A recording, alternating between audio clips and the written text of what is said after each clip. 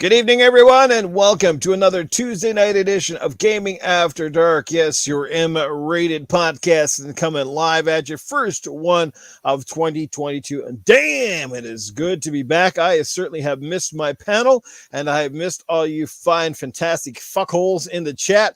So thank you so much for being here and supporting us in 2021. Look forward to seeing what this year is going to bring. This should be a dynamite episode, but enough of the chatter. Let's talk about those who matter. Let's head it over and give it up for the man who brings that comment back to sense. He's ready to roll. It's Titan Drago in the house. I'm ready to roll. First show of 2022. Either this show is going to get more mature, or I don't know. That could go either way, right? Nah. Yeah, fuck are you talking about? More mature content. More mature content. Well, speaking of the most mature man on the panel, is probably the middle-aged game guy. What's up, Meg? Well, Happy New Year, everybody. And unlike Titan, I'm bringing a little energy to this fucking show. So you know what? I'm just busting your balls, obviously. Guys, everybody in the chat, Happy New Year, everybody. Happy New Year, Noof and Titan. It was a great year last year. Let's make it another great year this year. Guys, we got some great things to talk about. We got a lot of things to look forward to in this 2022, minus whatever the fuck variants are flying around. I'm talking about in the gaming world. So let's get right into this show and talk about some positive things tonight. Absolutely. Speaking of people who fly around, or certainly get around in the podcast scene, it's our good friend Doggy Dog, who's in the chat. He's coming at us live with a big super chat, $1.99. Says, Happy New Year, Gad. Happy New Year. Gad is back. Woo! We feel the same damn way. If you guys missed the one we did 2 weeks ago, do yourself a favor, go check it out, because it was definitely worth the price of admission just for the last half of the show. In particular, the Drago's Corner, which featured, it had Safe House Sam. It had Alloy. Yes, Aloy, or I think it's her evil doppelganger cousin, a lot of vagina, and yes, and Titan was there. So there we go. It was a good time. So that was a good back and forth with those characters last week, or 2 weeks ago, I guess. Yeah, it seems like it's been forever. But here we are back in the saddle, ready to go. What's going on? I see Kylo Milo here, Massol, Spider-Man, Axel 1324, Lost Forever, Timothy Dixon, Papa Woody. Yeah. So we got a good crew. What up? Fong Soul in the house. Casket Repair here. Casket, thanks again. And thanks again for the code we gave away on Sunday on Good Morning Xbox. Nice. We gave away 3 months of Xbox Game Pass Ultimate, and our good friend 108 Dragons TV scored that, so that was pretty cool. Draven Arrow in the house as well. What's going on, guys? Let's keep this rolling. Tryhard Fan hanging out with us. Jay the Destroyer, Atrocity Knights. See you in the house. Iceman LMH is here as well. Good stuff, guys. All right, let's get right down to it, shall we, boys? Let's catch up. What's been going on? What have you guys been playing? We'll start out with Titan. Actually, this last week I saw you guys did a community game night on Providence Poker, and me and my wife been playing a lot of that. Like, actually, a couple days ago, the other day, actually, we both woke up because we were getting back on, the teaching schedule. And we both woke up at like 3 a.m.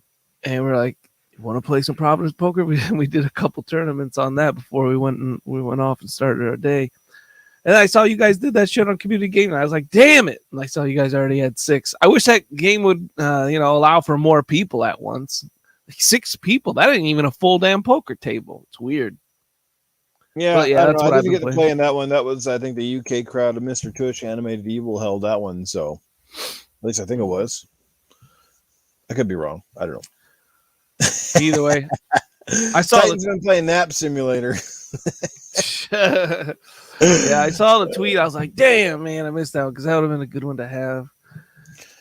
Yo, Mag, look us in the chat, bro. Oh, I see. Happy New Year to Joe Dunmore. How's it going, everybody? And we got another super chat that showed up there, Noob. Indeed. And Mr. Joanna Dark is hanging out with us tonight. Good to see you. And yes, Joanna Dark, what's up? We will have Joanna Dark on our podcast here very, very soon. That is a promise. Matt, so what's happening? And yes, Gone Mad, our good friend Gone Mad, is coming in hot and heavy with an odd number of 2022. Oh, I get it. 2022. $20.22 for 2022. My favorite fellas. Very clever, Gone Mad. Well, thank you for that fantastic contribution. And again, your support. Gone Mad started Skyrim. Yes. What, for the 100th time? I don't think any game's ever had so many versions ever in this. Got to be like a world record. Slim, what's up, man? Dizzy Delta in the house. What's going on? So how about you, Matt? What's been keeping you busy? You've been playing a variety of everything or just kind of one thing in particular? See, you were getting down with the gunk. Yeah, actually, that just started today. For the last, things got kind of hairy around the holidays. You know how it is, but not because I was actually on vacation. I was fucking working every day, but except for Christmas Day. It was the only day I got off. So I was working and busy and a lot of bullshit and a lot of events I had to deal with and so on and so forth, right? So I didn't get a whole lot of gaming in there, but I went to the dark side. And I turned on my PS5 for the first time in a very long time, and I've been playing nothing but Demon Souls. And holy shit, I got to tell you, I am now a Souls disciple.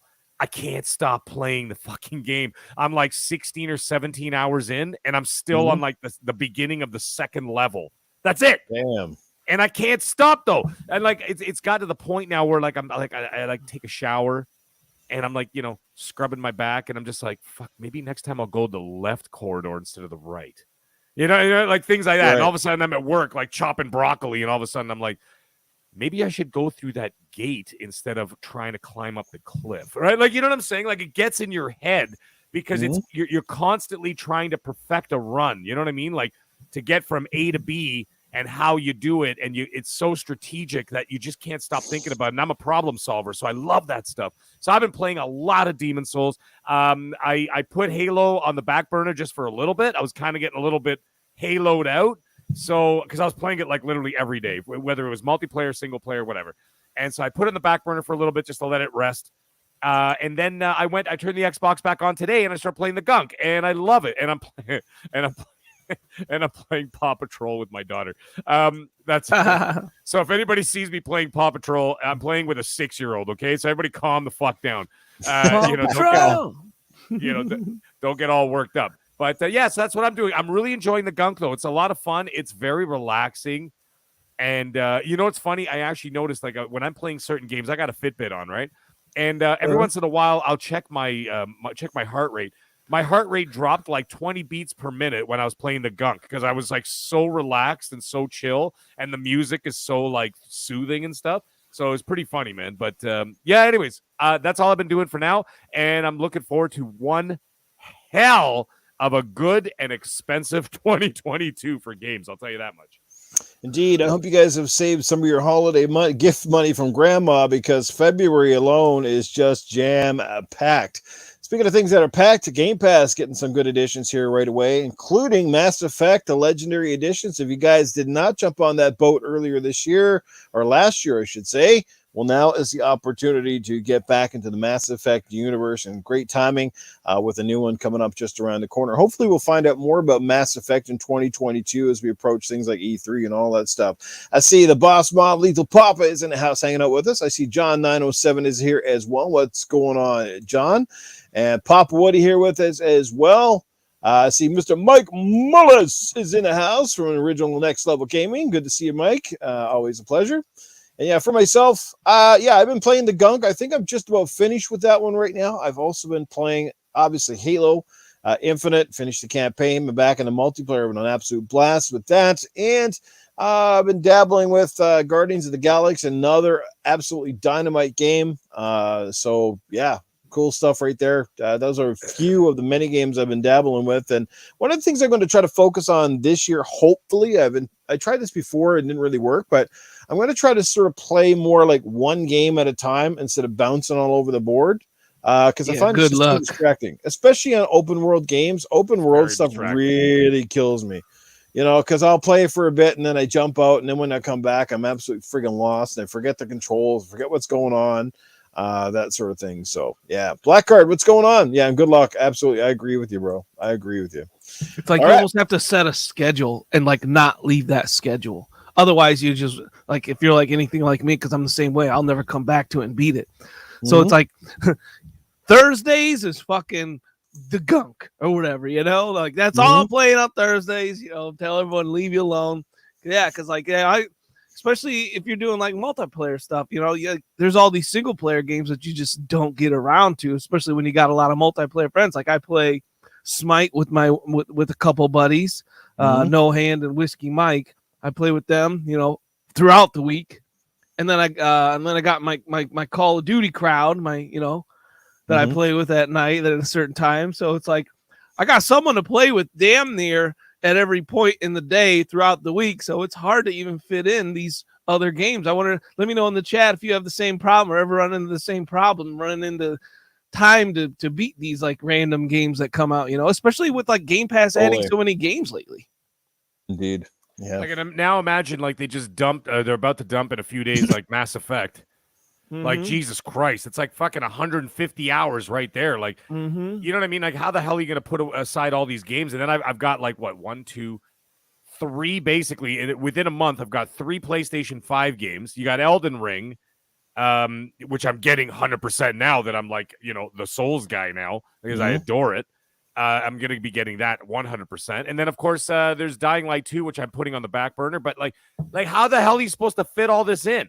So, like, it almost gets to a point where you feel like you're just going to rip through some of these, the Game Pass games, like, just get, you know what I mean? Like, just get through it, get through the story, finish it, and move on because you don't have time to enjoy it because there's too much. Gone Mad in the chat says, I was quick resuming between Morrowind, Oblivion, Skyrim, Fallout 3, and Fallout 4. Holy crap, man. Fuck. Like, how could you, like, with the operating systems in each game, how the fuck do you remember the button layouts? It's like, dude, Morrowind, beat that shit, man. Just fucking beat that shit. And then, like, I don't know how you're going between Morrowind, Oblivion, and Skyrim. Those are such good games. No doubt. It's pretty impressive. Before, guys, we jump right into the topic for tonight, let's give a big shout out and, most importantly, heartfelt thoughts, prayers. If you're not religious, at least keep them in your thoughts. A good friend of the show, Spooky Sprocket, found out has been in the hospital for a few days. His fiance to be, Trinity Warrior, has been keeping us in the loop about Spooky, and we don't really know what happened, but it's like he just collapsed, and I guess he's sort of in a coma and different things, and they've had to bring him back apparently a couple of times. So, man, I don't know, Spooky. Like I said, if you come through this, brother, and we certainly hope you do, we hope you realize that you got a great community who's pulling for you, and man, we've lost a lot of people in this damn community for whatever reason in the last couple of years here, and man, we wish you all the best, Spooky, man. I can't imagine what it's like, and like I said, especially in all the news with him and Trinity getting engaged, and they were looking forward to meeting up, and now this kickback, so to speak, a shitty way to start off a new year for that poor man. So like I said, man, our thoughts, prayers go out to you. Unbelievable. So yeah, we're thinking of you, Spooky. Yeah, man. I've been talking to his fiance privately, and we were talking about it and stuff. Yeah, he was he flatlined twice, but they brought him back. He has swelling on his brain and stuff like that, so it wasn't great. The swelling has gone down a bit, but they did put him in an induced coma. So we don't know where that's going to go. It could lean either way. But yeah, absolutely, man. I mean, he was on the show too, right? He was a guest on the show, and he was weeks back. Yeah, he was fucking fantastic, man. Like, he was great. Like, I was blown away by how not only how well spoken he was and everything else, but his knowledge I was taken aback by it because I wasn't expecting it, and I was just like, wow, man, this dude is like for real. All right. And so, yeah, it was just, man, it was really tough to like hear all that, So, yeah. But based on what Trinity said, it sounds like he took some sort of a blow to the head. We just don't know how exactly it happened. Papa Woody says maybe drank too much whiskey and hit his head. I don't know. And I don't want to speculate, but it does sound like there was somewhat of a blow. Just how it came to be, we don't know. But regardless, the man's in the hospital, and we hope that he pulls through. So, yeah. So anyway, that's it for that part. But I just wanted to make sure everybody knew. And like I said, we're definitely thinking of him right now. So I see our good buddy Graphic God is in the house. What's going on, Graphic God? Good to see you. Born Distracted is here as well. The Doctor is here. What's going on, Doctor? Good to see you as well. Yeah, man. So Pong Soul, Michael Monkey Punch Lugo. What's going on, brother? Good to see you here. All right. But anyway, let's move into obviously, we're talking about 2022. We are here now, just 4 days into the new year. As we just mentioned, there is tons of great games just around the corner. February in particular is damn well loaded. Oh, speaking of loading, look at our chat now loaded with Assassin Lupo. What's going on? She's in the house. Good to see you here. So guys, what are you guys excited for? I think we may have talked about it at the end of last year, but what are you really excited for? At least one game in particular. And then we're going to also just talk about perhaps what you think might be a big announcement in 2022. Like, do you think there could be an acquisition, or do you think we're going to see any spectacular announcements, or who do you think is going to have a really strong year this year, that sort of thing? And let's start in opposite order. Let's go with the Mag. Mag, how about you, man? Yeah, man. What game are you most excited for that at least you know of in this particular year? One game in particular? That's really tough considering there's like 26 AAA titles coming out this year. But I will pick one that's been near and dear to my heart. I've been waiting a long time for this to happen. Hogwarts Legacy, the Harry Potter game. I can't wait. Made by Avalanche, open world game. Like, it's just going to be like just absolutely phenomenal. I know they only have the one trailer out right now, and the reason why is they actually had another trailer lined up with a bigger reveal for the Game Awards show, but they decided to put it on the back burner, and they decided at the last minute to switch it out with a teaser for Wonder Woman because they wanted to give it a little bit of time because there's some controversy with with J.K. Rowling. And so they wanted to kind of put it on the side for now so that it wasn't too much associated with what's going on. I'm not going to get into any of that, obviously, but they will reveal it apparently at the next PlayStation show. All right, so they will show that again. That is my most anticipated game of the year. But that, like I said, that is tough to put it up against these other games that are coming, man. Like, I am so jazzed. Like, I mean, I got Horizon Forbidden West is coming. I already bought that. I already bought Legacy of Thieves. These are both for PlayStation. I bought Elden Ring for Xbox. Mm-hmm. I can't wait for Elden Ring. That's my number 2. And the reason why is not only because I just started the Souls journey and I'm enjoying it, is also because I watched like guys like on YouTube, whatever, like Skill Up and stuff like that. And they actually got that code. You know, they gave it away like I think like 6 weeks ago or something to certain influencers and whatnot. And they got to play like 2 hours of it or 5 hours, whatever the hell it was. Or like basically it was like one zone of the open world. They got to play it, and I think they got like 10 hours in total or something. And everybody is saying the game is beyond magnificent. And now I'm even more jazzed. And I've been watching some gameplay videos and stuff like that. Like amazing games. So that's right there. That's to kind of start the year. I don't know when Hogwarts is coming out. Then, of course, yes, as everybody's saying in the chat, we've got Starfield coming out. So, I mean, we got an Elder Scrolls in space, and it's Todd Howard's first big game in a very long time. So that is also top of the list, too. I'm looking forward to God of War Ragnarok, very much so. I'm going to get it whenever it comes, obviously. However, I think that it's lost some of its luster, not because of the game. I think it's because we've already experienced the reboot. You know what I'm saying? And the reboot was so fresh and so new to the series that I think that it was elevated that much more to the point where we're looking at a sequel where it's going to be more of just the same. You know what I'm saying? So, which is not a bad thing because the other game was magnificent. I platinumed it. Got all those goddamn Valkyries and everything. That was a bitch. However, it's still going to be the same. So, like, you're not going to get that surprise and shock like the first time we played the other God of War, because anybody who were PS3 owners who played God of War 1, 2, and 3, and then you came to this one, it was a whole different feel, right? So it really, really, like, you're never going to get that lightning in a bottle again, So it's like when you get like the first movie of a trilogy, they always call it like Die Hard 1. That's lightning in a bottle. Ghostbusters 1. That's lightning in a bottle. You're never going to get those again, no matter how many sequels you make. You're never going to get that feeling back, right? Like doing heroin for the first time, from what I hear. You know what I'm saying? So it's like chasing the dragon for the rest of your life, right? Anyways, that's what I'm looking forward to mostly. I have to nail it down to Hogwarts. Now, you asked also about acquisitions. No, we'll get to that in a second. We'll find out what game Titan's excited for in 2022. Well, Well, the game is Starfield, one and only. That is the most anticipated game in everyone's mind. I mean, when Tim Dog can just tweet out Starfield and get 500 followers, that just shows you the power of it. And you're right. Todd Howard hasn't put out a game, especially it seems so long because his last game came out with such poor appeal and it came out in such a poor state that it almost didn't even count, right? Fallout 76. So this is, and I don't get why people are so hard on this guy. Like, fucking no one's perfect. Not like there's not one studio out there that has been like this heavenly shining down, like, fucking, we love you, everything you've done is perfect. No, we've got nitpicks on any fucking, any development studio out there. But this is, I'm just a little curious on how the upgrading is going to work with what looks to be, a little bit more of a realistic space sim / RPG than, what we're kind of used to. He's been quoted as saying Starfield is going to be what did he say? Was it Skyrim in space, or did he say Fallout in space? Right?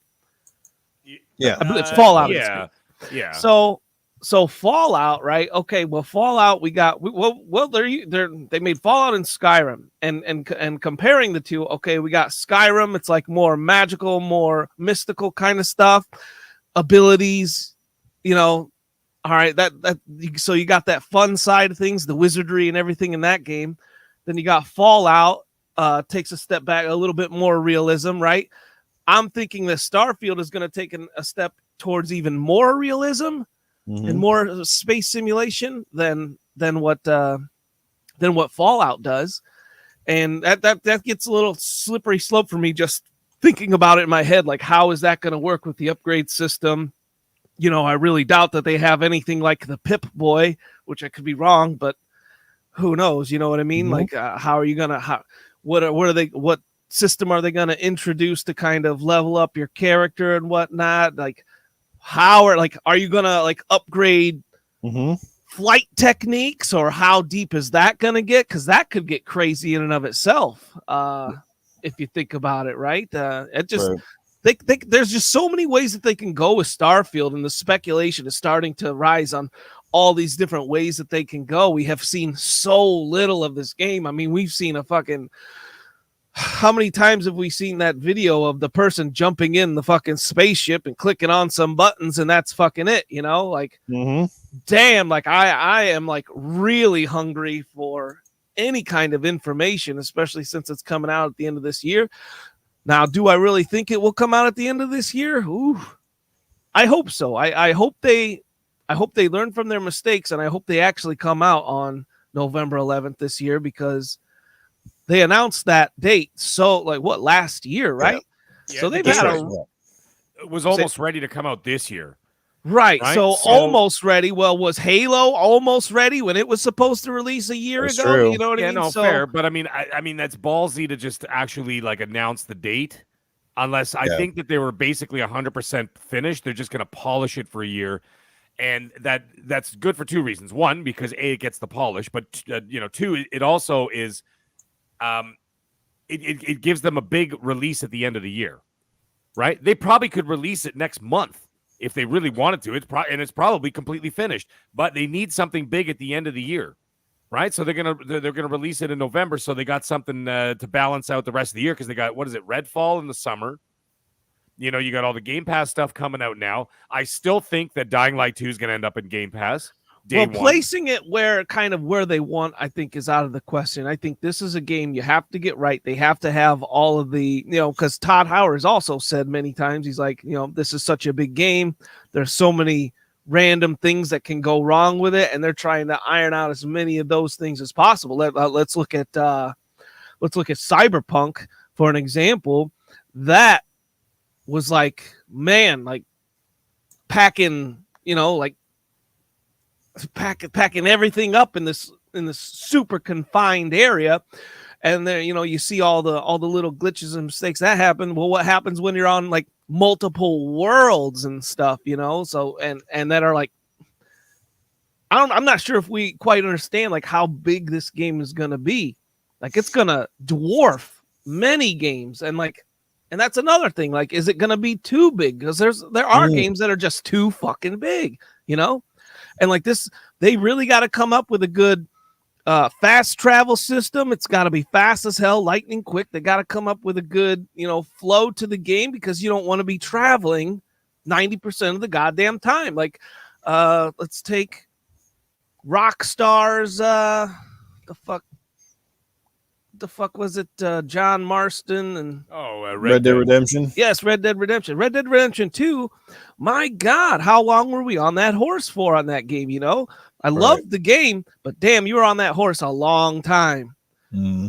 So those are just things. They got a lot to work on, and are they going to be able to get in a year? I sure hope so. Yeah. It's going to be crazy. Hey, boys, got a lot of work to do. Hate to interrupt you here, but just catching an article on over on social media here, and I think we're in the wrong profession, boys. I think we're doing this wrong. I don't know why we're sitting here doing this podcast when apparently a reality star made 38,000 euros a week selling farts in a jar has been hospitalized. Wow. Gorgeous looking woman, yes, but I don't think, she's selling farts in a jar, and I thought bathtub water was crazy. So there you go, farts in a jar, 30,000 euros a week. That's nuts. Well, she's really hot. That's part of the reason. Oh, she's very hot. Well, that's why. I don't think she's gonna get like a bunch of chuds like us sitting there farting in a jar and someone's gonna buy it. Let's put a poll out to our chat. Would you buy one of Nugent's farts? Buy it or sell it, chat. Let us know. Buy or sell. Buy, sell, or pass. Yeah, right now I'm passing gas. I had to bring that up, man. That's nuts, man. What's this world coming to? People farting in jars and people buying it. My God, what the fuck is going on? I mean, I tried to get my green bathwater business off the ground, but it's hard. Well, there you go, guys. That's the first interesting tidbit of miscellaneous news for 2022. Look, for me personally, there's too many games you don't know about. Honestly, when it comes to Starfield, I don't know anything about the game, so my hype is actually very modest, to say the least. Like, I haven't seen enough about the game to get excited. I just know it's Starfield. It's made by Bethesda, and I saw this really cool, like, CGI fucking trailer, whatever the hell they had, of the lady in a cockpit. So, like, until I see actual fucking gameplay, I don't really know what the hype's all about. It's like, it's everything Bethesda touches is not gold, people. That's one thing we know right now. So I don't know. We'll see what happens. I hope it's good. I'm definitely interested, but to say it's up on my most anticipated, hell no. Well, yeah, you're right, Noof. We haven't seen it. I think we're just working off a past pedigree. That's all. Past pedigree. The only company that I get really excited from past pedigree is probably Insomniac, the Coalition, or fucking who's the other one? Insomniac, Coalition, or Naughty Dog. So how much did you like take the Elder Scrolls, for example, Noof? Were you a huge fan of like Morrowind or Oblivion? No, they're okay. I mean, I think they're pretty good. I've never finished any of these Elder Scrolls games. Like I said, they're almost God, man. Holy, I don't know how. I'm having a hard time connecting with you right now. I had Skyrim probably fucking 3 different versions. Right? And I never finished it either time. Those are like Morrowind, Oblivion, and Skyrim. Those are three games. I rolled through them, and they're open world games, and they're huge in their own right. And that's really fucking rare for me. Like Cyberpunk, I did it with that. I did it with the Red Dead series, both of those Red Dead games. That's only 6 games. I don't think there are any other open world games that I've absolutely rolled through like that.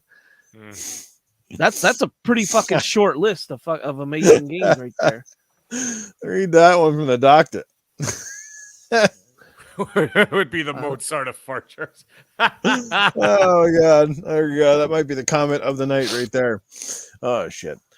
Look, honestly, for right now, I'm just going to say Horizon Forbidden West. I would like to say God of War, but I'm not 100% convinced God of War Ragnarok even drops this year. Plus, I need to get my hands on another PlayStation 5. Don't even ask me why I got rid of the first one. Just because I needed the money. No more, no less. But I need to get my hands on another PS5 and hopefully pick up this game. So I know there's good stuff coming from Microsoft, but really don't know what's coming out this year, per se. Like this... I don't know. Like, we know there's probably going to be a good chance of another Forza. But even still, even if Forza comes out, I'm not like, oh my god, I got to get this next one. You know what I mean? So I really don't know. Coming this E3, I certainly hope that we see stuff about Fable. But even if we do see Fable, I have my doubts it's coming out this year. So, I don't know. So I'll just go with Forza Forbidden West for now because we know that is just around the corner. It's absolutely looking dynamite, and certainly can't wait to get my hands on it. Val looks pretty cool as well. So I'm gonna have to go with Horizon. All that's cool stuff. So yeah. Yep. Did you? There was something that popped up this week that got me really excited. Your What, dick? You said Yeah, I popped was up. about to say, Jesus, man. No, not my dick, I was going to save that motherfucker. for Tony Bologna, and then all of a sudden, Noof stole it. I'm like, fuck, Noof said it first. No, they did you hear about it? They got a new support studio that's going to be working on the Unreal 5 engine.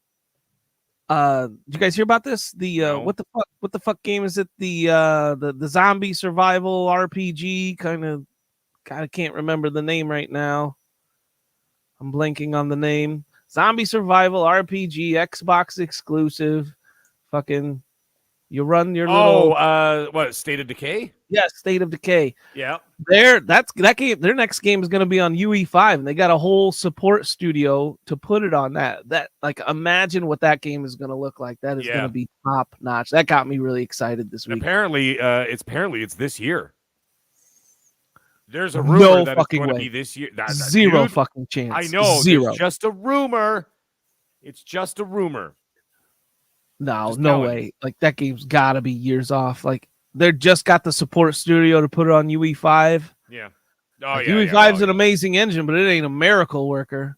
All right, so while we're shifting focus from the games, let's talk about potential predictions for 2022. What do you guys think might be some of the biggest news that we see this year? Obviously, last year was a big year for, again, acquisitions and various things like that, different hardware. So what do you think we might potentially see here in 2022? I think it's safe to say we won't see any hardware from PlayStation or Xbox, minus the PSVR 2, which I think we're going to see very shortly, according to one of the topics we will talk about later on in the show.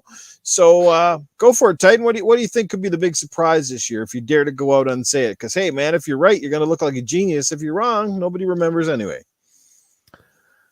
If I'm wrong, I usually bring it up and let everyone know. And and when one of us are right, we usually bring it up, like, hey, remember that show where Noof was right? Like, I like keeping count. I like keeping a mental reps and stuff. But I think the most anticipated thing that will happen this year, that's going to come to fruition this year, is going to be Xbox's acquisition of WB. Whatever that may be, whether it's the entire thing or part of it. Maybe they can't, because they obviously got some things to work out.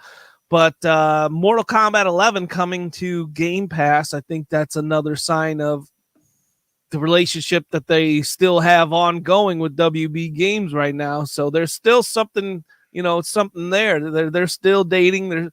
They just haven't tied the knot yet, and it's going to be one of them. I think that they're going to do it this year. Didn't somebody just put down money on Warner Brothers though? I could have swore I read an article the other day that somebody basically kiboshed us. Anyone in the chat, if you got some news on that, because it sounds like Warner Brothers is out of the loop now. Well, I think that was them taking themselves away from the out. table, but they didn't get Right. up. Right. Okay, because apparently those talks have been going on for about a year and a half now, almost 2 years. WB and Microsoft. They pushed away from the table, but they didn't stand up. If you know what I'm saying. Right. So it's not happening, but it's not happening. But I still think that could be a possibility this year too. I'm going to agree with Titan there. Titan, were you done, or do you have more to say there? Have at it. Okay, I was going to say exactly the same thing. I think WB is still a possibility. I'm also thinking too, IO Interactive. I'm looking at Crystal Dynamics as well, and I'm looking at Eidos Montreal. Basically, the Western division of those assholes Square.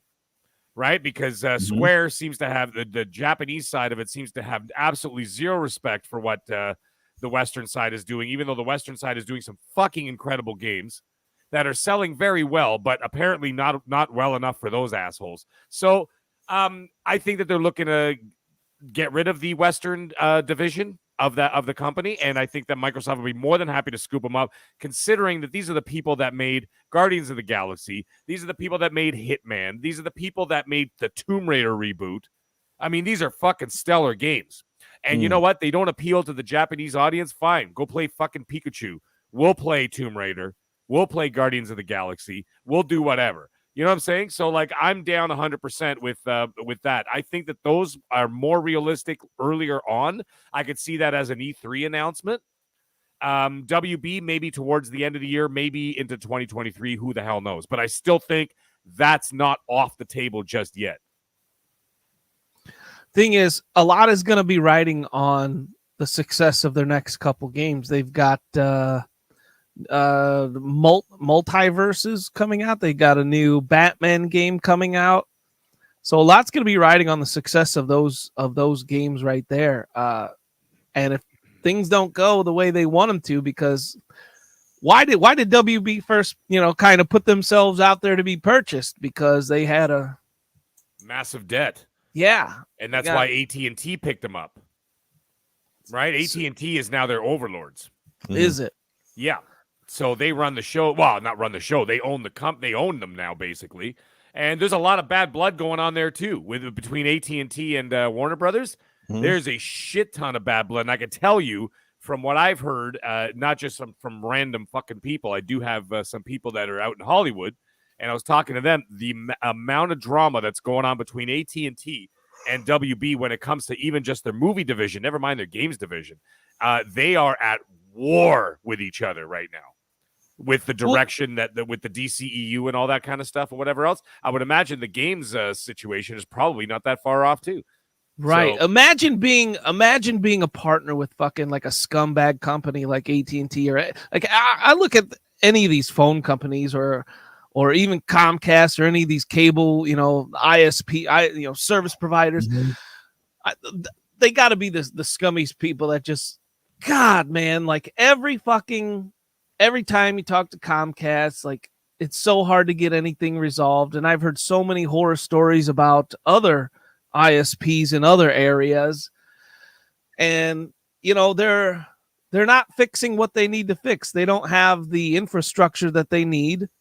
So they're ripping people off left and right. Like let's look at a few years ago, right? I used to have cable and internet, and that got too expensive. So we started, we dropped cable and we started picking up these streaming services, right?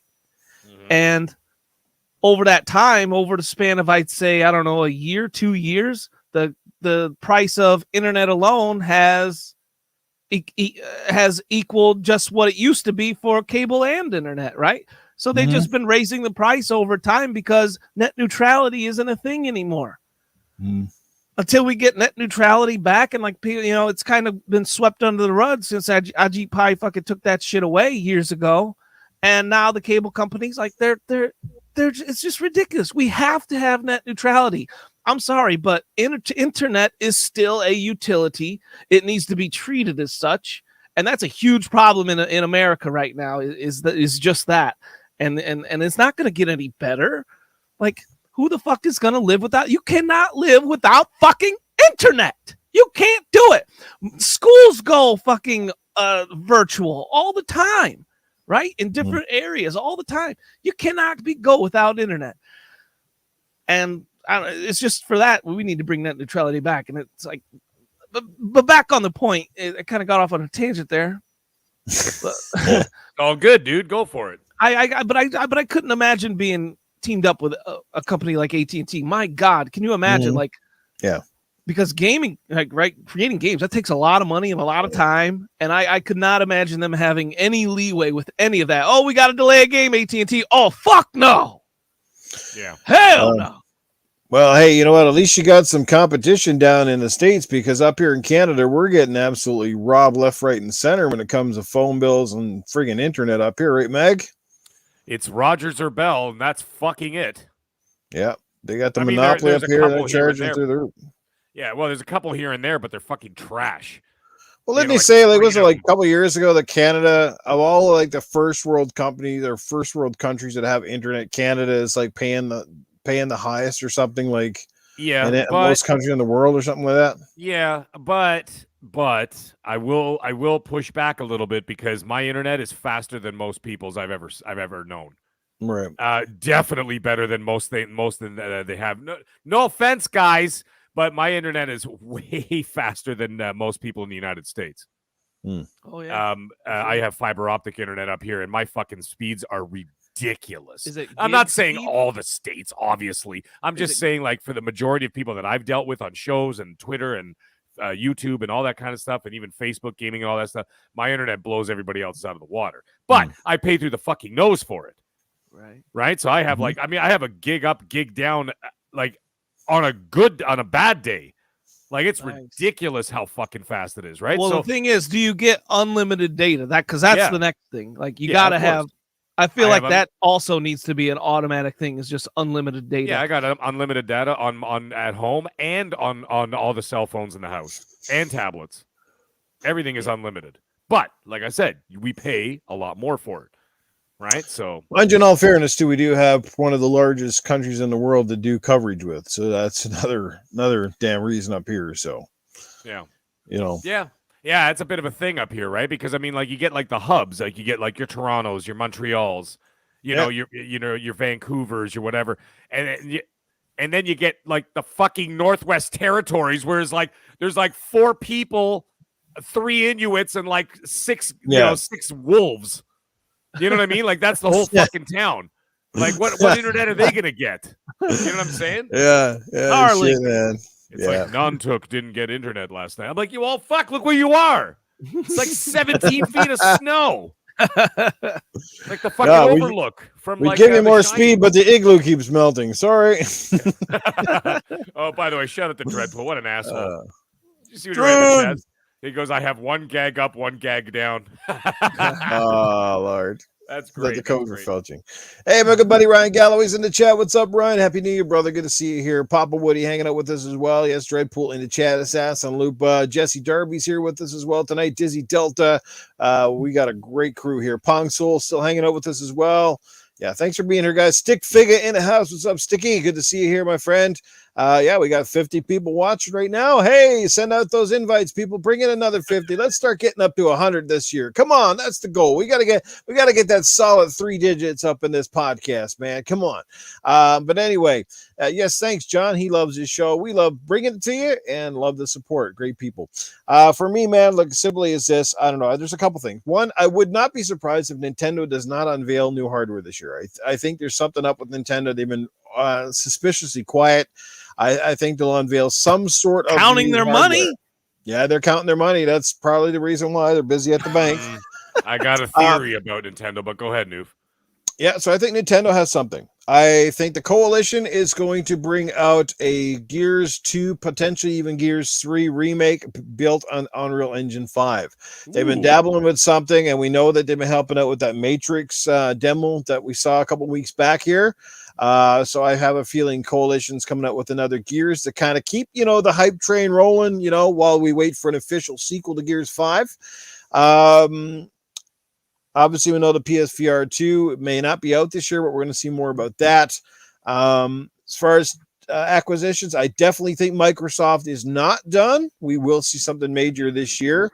I just don't know exactly what. Obviously, the one that definitely screams at us is Warner Brothers. I think that would be a smart move just because they would have access to so much of their content. And if they can sign a deal to get some of the Warner Brothers properties like the Batmans and things like that, along with the studios they have underneath their umbrella, then Microsoft is definitely going to be a severe heavy hitter for years to come, that sort of thing. So I think it's going to be an insane 2022. I think we're going to see big things this year. Biggest question is going to be how far out is a lot of this stuff, especially coming out of this or still into this pandemic. And as a matter of fact, it seems like things are ramming up with the pandemic. So I wouldn't be surprised at all in the next 6 weeks we start getting a lot more restrictions and shutdowns and a whole lot more crap. So it's probably coming. Here in Alberta, the numbers went through the roof again over the holidays with people infected with COVID. Yes, they might, they might recover from it because most people have their shots and stuff like that, their vaccines. But the thing is, the more people that have it, regardless, is the more potential it spreads somewhere else. So it's a slingshot effect, or it just keeps going around, or the boomerang effect. So, but that would be all I can know for now. That at least, and I also think, and I said this on Good Morning Xbox, I have a deep suspicion that Game Pass gets its first increase by late fall. I think they're gonna wait till 2023 for that. I don't think they want to rock the boat right now. What? I think they're not gonna rock the boat just yet, man. I don't think not while they're still trying to get people in. Mm-hmm. Like, because I think they want to hit that magic number of 50 million. And then they definitely got to hit their magic number before they up the price. Yeah, I'm thinking 50 million, and then it has to be a steady 50 million, not like 50 million and one, and then all of a sudden they're gonna be like, fuck it, raise it. It's got to be like 54 million. You know what I'm saying? Like something that even if it takes a dip, it's still going to stay above, right? So it's basically like a stop loss, right? Like if you're buying stocks. All right, Meg. The thing is this: it's like a catch-22. Like, all right, so if they hit their whatever number that they're looking for in their heads, let's say 50 million. When they hit that, all right, it's been growing at a good steady rate all this time. 41% on Xbox, on PC. You rock the boat on PC, then the PC subscribers will have none of that. Nope. Those motherfuckers will wait 7 years just to get like a game for $5. Yeah, that's right. They'll be like, oh wait, and I'm like, it's coming out in 2031, jerk off, and they're like, oh wait, and then they'll get it at a Steam sale for $4.99, like 7 years later when nobody gives a fuck. Speaking of waiting, I saw there was a huge sale and Resident Evil 8 was on there. It was 50% off. I was like, and I'm like, oh wait. I knew it. I fucking knew it. See what happens? Fucking PC assholes. I already told you guys, PCs are for spreadsheets and doing your taxes. Anyways, what the hell? What the fuck were we just talking about? Now I'm all fucking I'm all turned around. So am I. What were we talking about? What the fuck were we just talking about? Talking about predictions and stuff for 2022. No, but we were actually having a conversation about something, and then all of a sudden the I'll wait thing got in my head, and I can't fucking shake it. See what happens when you get old, people? Don't worry, Mag. We'll all wait for you. Yeah, I'll wait. Anyways, whatever the fuck it was, I don't remember. Who gives a fuck? But anyways, I'll tell you something new. I wanted to piggyback off what you said, though. I have a feeling they're going to release a Switch with a delayed Breath of the Wild 2. I think they're going to delay Breath of the Wild a little bit longer, and then release new hardware with it, and then kind of bundle it together as like a next gen experience. Even though they were talking about the price increase of fucking Game Pass. That's what it was. Game Pass. Thank you. Yeah. So they're not going to raise it until they hit a steady 50 million. But anyways, my thing is this. With that, what's that? My thing is this. All right, they hit 50 million. They hit their goal. Like, because thing is with subscriptions, the more subs they got, the more money they're putting in their pocket. They already said it's sustainable. So if they hit 50 million subs, then they're doing better off than they're doing now. Why raise the price then? Yeah, but dude, well, ask that to Netflix. Netflix has 250 million subscribers. They raise it every fucking 3 months. That's true. You know what I mean? 30 cents here, 30 cents there. Everybody. Bottom line is, you keep raising the price, yes, but every time you keep adding content, and to get all of these games, especially like Microsoft has a slow window of releases. Well, guess what? They're going to be doing more of these Outrider type of deals, right? And that's going to cost major money. They're not getting these things for free, and that's the thing. You want content. They want to keep people engaged. They want to keep people in the ecosystem, because the moment Game Pass starts to get a lull where fucking 6 or 7 months go and there isn't a ton of great stuff coming in, starts to look like games with gold, this shit's going to be in trouble. People will be dropping out immediately. That's what's going to happen. So you have to keep it coming. They know that. They're not stupid. That's how Netflix keeps it coming. They keep a new glut of content. But in order to get that content and to get the big name actors like The Rock and Henry Cavill and all these people to be in their shows, well, that costs money. And guess what? They pass it on to you. Game Pass will do the same fucking thing. I'm telling you now. So brace yourself. They will, just not yet. They're not going to do it yet. But I don't think it'll be while Phil Spencer's at the helm. I honestly don't think it'll go up until he's gone. See, you know what the thing is? I think they'll start doing what you might be onto something, Titan, but I gotta say, they will do something and they will start raising prices and this and that. That's going to happen. We know that's going to happen. Because even just the simple fact of inflation, even though it's $1 trillion company, it's still, they factor in inflation into all of this. And of course, rising costs of games and whatever else, right?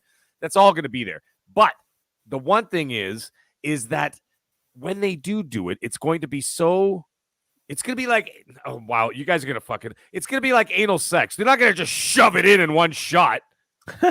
It's going to be like an inch at a time. You know what I mean? So you're like, oh, that's a little uncomfortable, but I can still manage. Oh, that's a little uncomfortable, but I can still manage. They're not just going to sit in there and go, take it. Huh. You know what I mean? It's not going to be like that. So, but I could see them not raising it immediately. Like I said, when they hit that magic number, and then it becomes its own beast and it becomes self-sustained and it's basically like just running itself, then they will incrementally increase it 30 cents at a time, 30 cents at a time, 30 cents at a time. And the next thing you know, 3 years later, you're paying $5 more than you're paying now.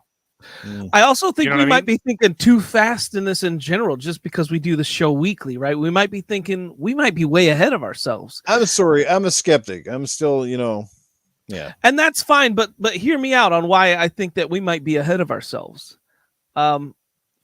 Phil Spencer's gone on record saying that they were going to have that their studios they wanted from their first party set of studios 4 AAA games a year, right?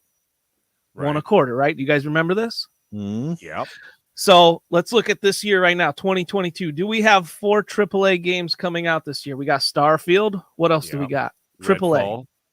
Redfall, would we call that AAA and not AA? No, that's a AAA game. AAA, okay, that's 2. Yep. Forza Motorsport. Forza, that's 3. And then third-party deals. Yeah, they wanted from their first-party studios. Well, so maybe like Contraband comes out this year. Maybe Contraband is not first-party. I mean, you got what's it called? Plague Tale day 1. You got Stalker 2 day 1. So I mean, saying there's a bunch of third-party deals in there too, right? Right, so, but that doesn't count. Those don't count. So that's why I'm thinking we're a little bit ahead of ourselves, because they haven't even hit their goal of first-party studios hitting 4 years. Now, a lot of people said that would never happen, right? It will happen because when you trade back and forth between Bethesda and Xbox Game Studios and whatever else they acquire, then they're going to be banging out every 2 months. I think every 3 months, maybe even every 2 months for all we know. You know what I'm saying? So I could see it happening. And you know what? Let's say they raise it $1. Okay? I'll pay $12 fucking a year. All right? To $12 extra a year to get whatever the fuck they're making, because you're going to be dealing with Elder Scrolls 6. Everything. I'm not going to go into it. Everything from Bethesda, everything from Xbox Game Studios, and whoever else they acquire on top of all that. Even if they raise it $1, fucking take the $1. Like, I don't care. I understand that's a slippery slope, because then they're like, oh, well, if they're fine with that, then we can raise it again. They know not to push too much. But, like, it is amazing if you actually look over, like, for example, I'm bringing up Netflix again. If you look at when I first subscribed to Netflix, like, 10 fucking years ago or whatever it is, 8 years ago, whatever I subscribed to it for the first time, you look at the price I was paying then and now the price now, it's double. Right? So I understand what Noof's saying, but it ain't happening now because it's too fledgling. It's not even 4 years. I hope I'm wrong on that. I'm just skeptical, right? So maybe it's not this year, but perhaps next year when the numbers are there. And I think a large part of it depends on where they're at in subscriptions, right? If they're behind their targeted, say, because they all have targets and goals. So if they're behind their targeted goal, they might be like, you know what, let's wait, because rocking the boat right now might be a bad idea while we're still trying to build momentum.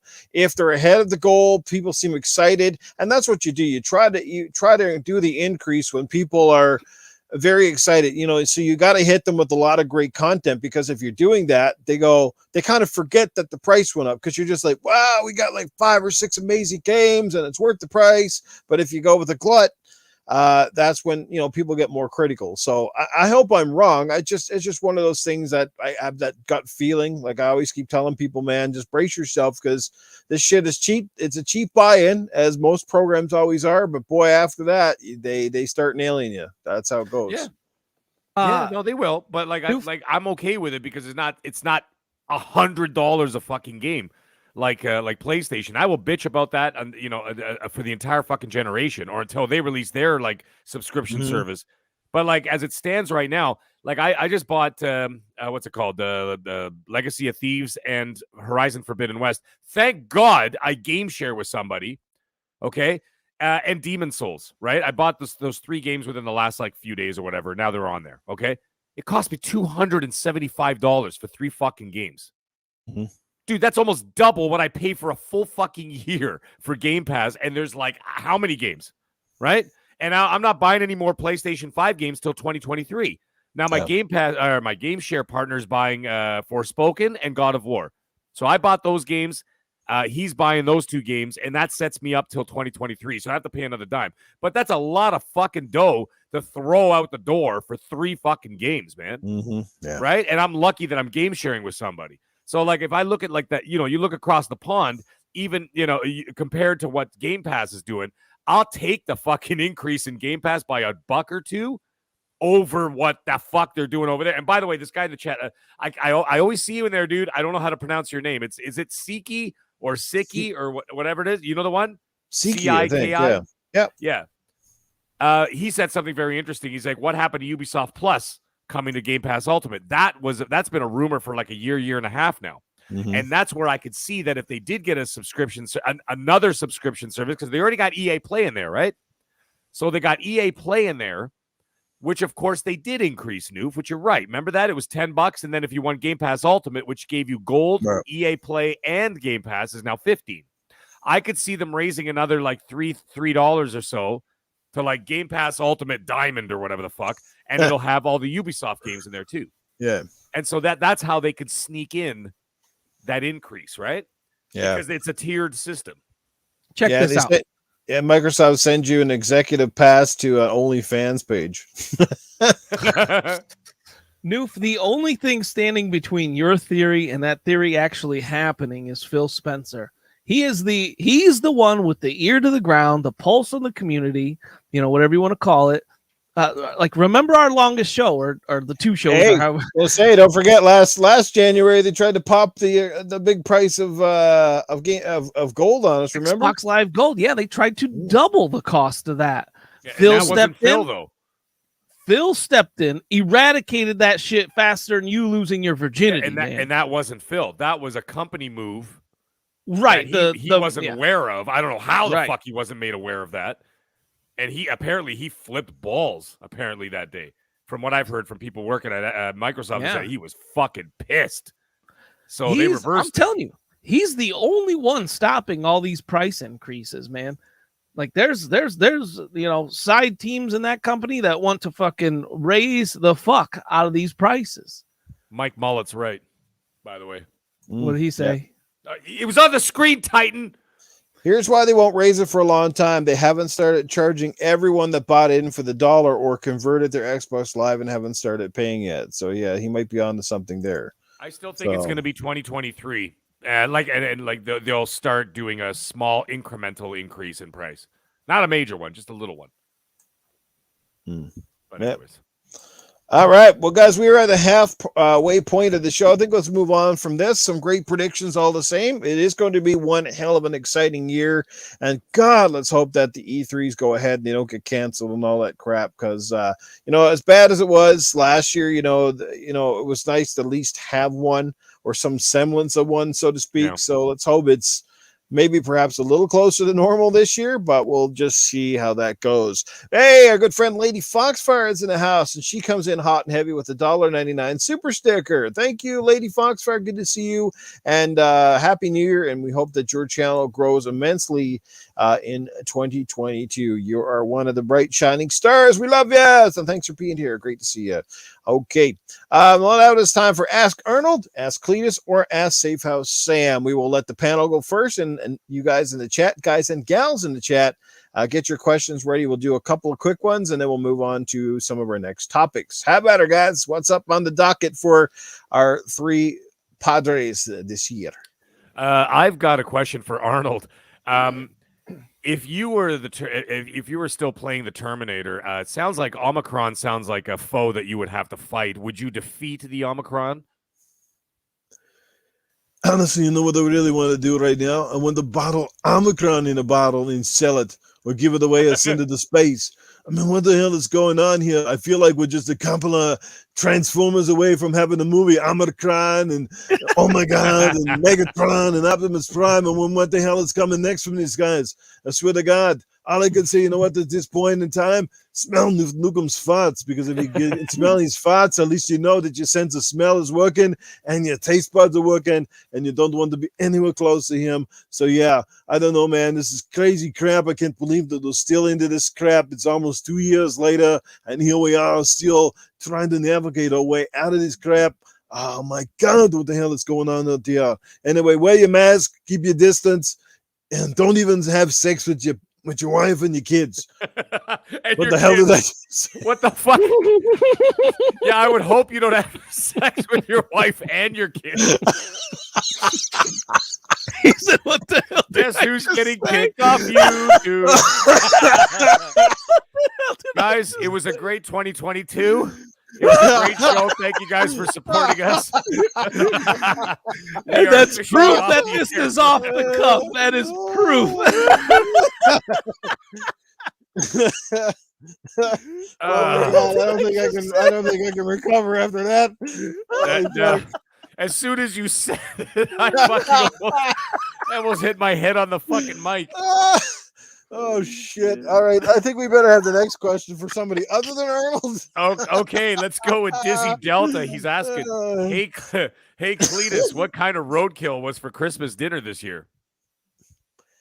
Fiddly diddly. You know what? I tell you this, man. The best kind of roadkill's got to be a skunk. I'm going to tell you why a good skunk is good. Because you know what? No matter how bad a skunk can be, it's usually better than a wife's cooking. You know what I'm saying? So, yeah. I don't know, man. A good roadkill skunk. A couple of squircle bobs is not so bad either. It gets a little bit bony, and you got to make sure your skin's right now, see there. But, yeah, that's what we do. Every once in a while, you know, it has a good, juicy plump ass pig. That's always really nice. But yeah, that's what I would do. You don't really find a whole lot of pigs out on the highway yet. I don't think anybody's ever run over a pig in their life, have they? But I mean, you know, you might like a skunk, you might find like a squirrel, you might find like a hedgehog. God damn, I don't think I'd ever want to eat like a hedgehog or what do you call them, one of them fucking porcupine motherfuckers. You probably get one of them quills in your throat. That wouldn't be very nice at all. Hey, I want to bring Arnie back out here, and I'm gonna play his PR rep real quick, okay? Yeah. So Arnie, it's okay, man. I'm just want to imagine us backstage right now. I'm trying to give Arnie a pep talk. He just said fucking something terrible to everybody out there, all his listeners. So Arnie, put that behind you, man. It was a slip of the tongue. It's okay. It happens. You know, everyone knows you're going up. Look for the record. No, I've never had sex with my kids. And second of all, I don't think anybody else should have sex with the kids. Now, unfortunately, in some countries, it might be acceptable, but it's certainly not in our neck of the woods. So, no, you should love your kids, you know, but you don't love your kids. You know what I'm saying? Okay, that's why it's got to be there. Don't take it out of context. I'm half drunk. I'm still coming down from New Year's. I'm probably still high on the whiskey and probably a little overload blood pressure from the Viagra pills. So Arnie, I gotta know who would make the most money selling their farts in a jar, Safe House or Cletus? Honestly, I think Sylvester Stallone would make a ton of money selling his farts in a jar. And every time you open the jar, you have a sound effect like you know, screaming like Rambo would be great. Honestly, I don't think I would want to smell Cletus's farts in a jar.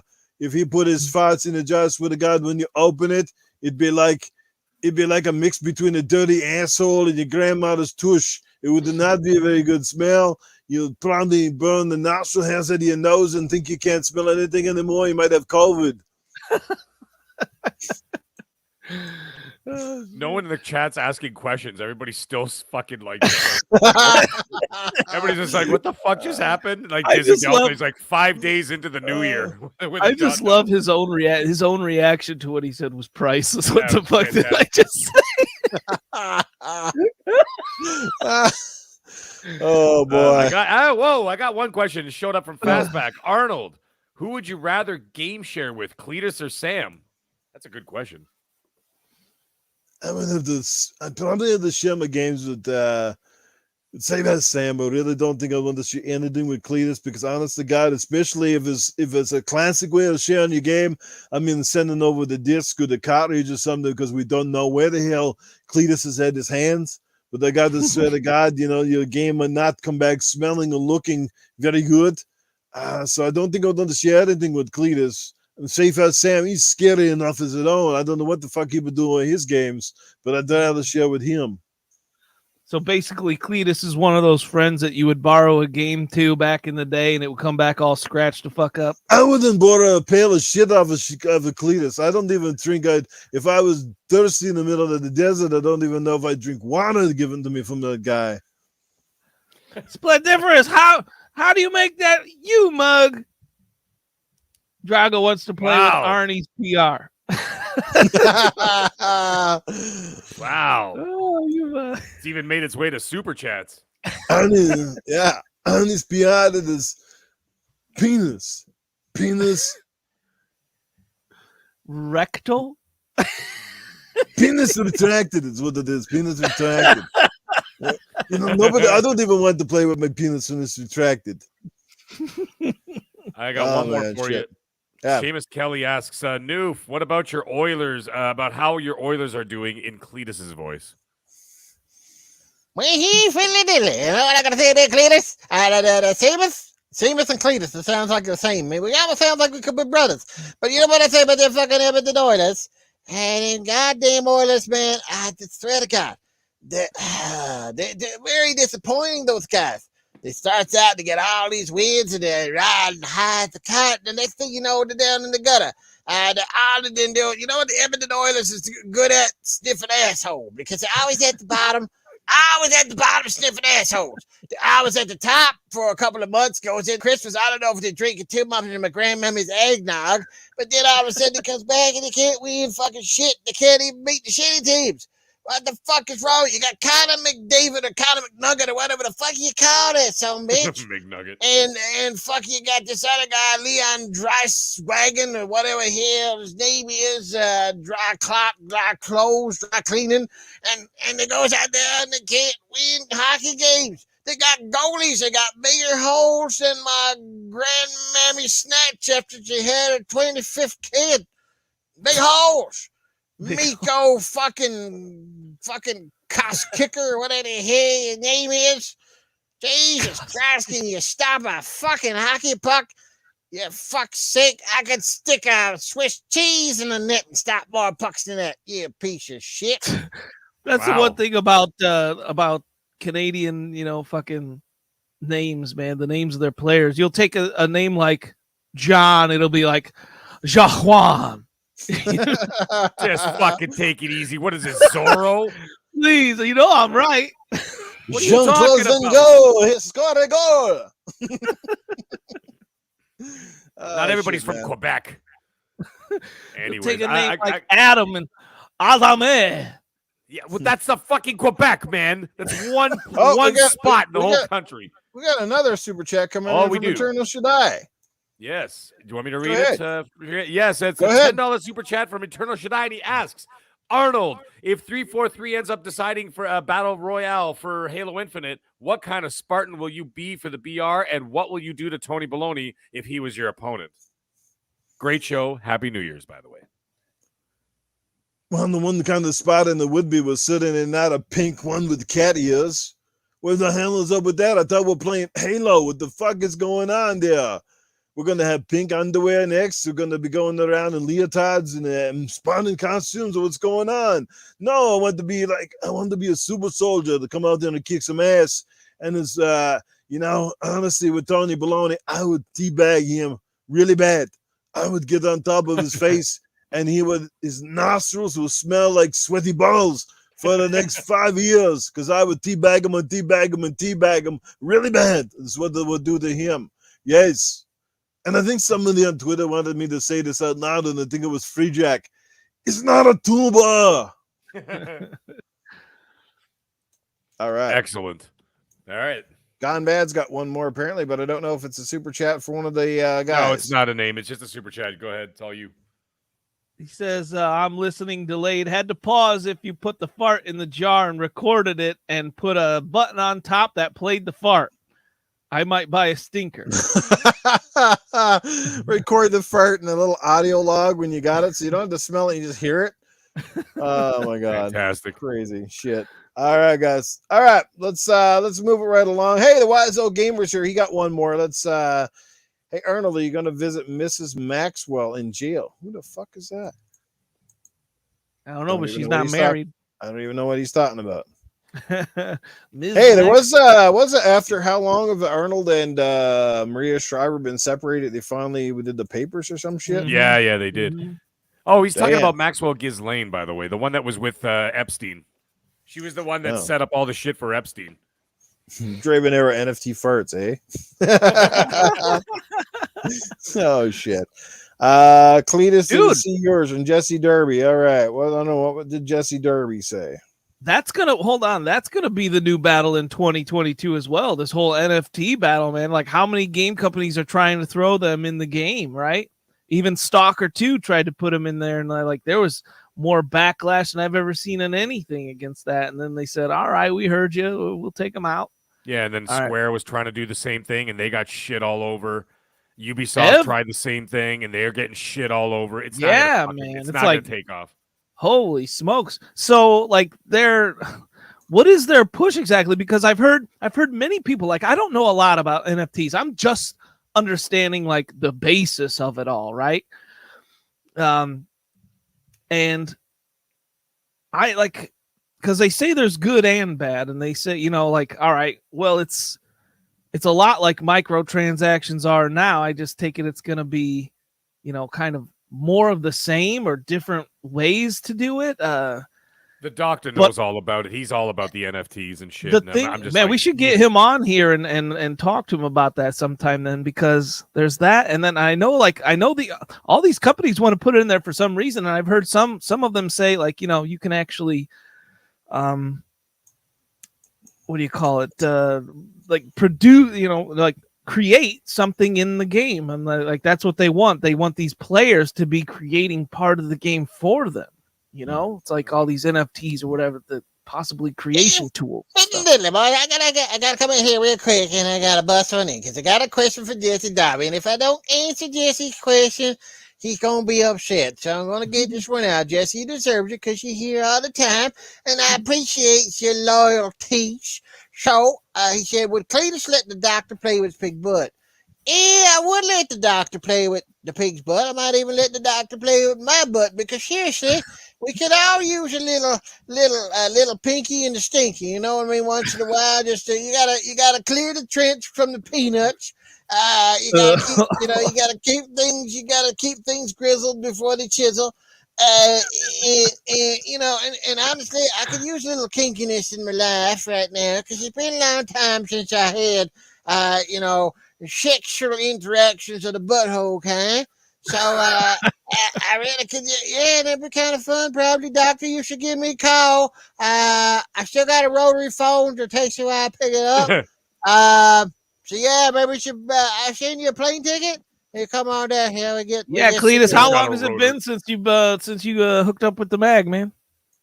That's right. 2 months. Honestly, I can't wait. I want to meet the mag. I want to be able to touch his bald head. I want to put my hands on that bald head. It's just like, sometimes, when he stretches his neck, reminds me of a good hurt on. Oh my Jesus fucking Lord. All right, I think that's enough of that. We've got some green smiley faces in the chat. Let's move right along, shall we? All right. How about Goldeneye, guys? Apparently, Goldeneye looks like it might be making a comeback. True Achievements leaked an article and actually had, I guess, like the achievements listing for the game. I'm not quite sure what it means. If anybody knows the details, if we're getting like a remake, if it's simply going to be an up-res original version of the game and coming out with achievements, but all intents and purposes do look like Goldeneye is coming back in one iteration or another. We're hoping it's also the original Goldeneye or based on the original, not some kind of hash mash that has Daniel Craig who never starred in the film. So what do you guys think is happening here with Goldeneye? And if it is coming back, are you at least a little bit excited? Let me get on this here. Blech. Okay. I don't think this is going to be a remaster or just the old game, because the fucking game came out when? Like in 1998? 1998, yes. Well, and they already made a remake of Perfect Dark, which is essentially the same thing, and that did not go over well. Yeah, it's like they would actually have to remake it from the ground up for it to even stand up at all with what's you know what I'm saying? For people to even look at it. Yeah, because of the transition of the controls too. Well, yeah, but like imagine like from like those hideous triangle polygon, graphics, whatever, from like the mid 90s or whatever.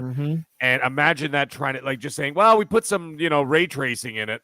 The fuck? You know what I mean? Oh, it's 4K now and it's 120 frames per second. Yeah, but it's 120 frames of fucking trash. That you and you used to, and you used to control it with one joystick, right? So you gotta update the control scheme massively. Yeah, so they like if this is anything, I can't see them just like re-releasing the old game and be like, here you go. That would be even worse, okay, than the Grand Theft Auto fucking trilogy that they just released. All right, it would be even fucking worse than that. So I don't know what the fuck this is. But whatever the hell it is, it ain't going to be what I just said it is. I think it's got to be a ground-up remake, Unreal Engine 5, the whole fucking 9 yards, whatever. But the thing is, why Goldeneye then? You know what I'm saying? Why even bother with Goldeneye? Why don't you just do No Time to Die or whatever the fuck the latest one was and all that shit? Or just like you said, Noof, like something with Daniel Craig, not Pierce Brosnan. Who hasn't been Bond in like 20 years, right? So, like, what the fuck is I don't get it. I don't know what this is. And I actually kind of push it aside. I'm just like, you know what? Whatever the fuck it is, they'll announce it. But I can't figure out their angle because no angle I approach makes any sense to me. So, I don't know. Can anybody else come up with a better angle than, like, yes, that makes sense? Yes, I can. All right, go for it. So, the Initiative, right? So, they're making a new Perfect Dark. Yes. And Goldeneye and Perfect Dark went hand in hand. So this might be like a cheap way of drawing up that, what do you call it? The reminiscent, bringing up your reminiscence of that time period when these two games were the best games out at the time, on the 360.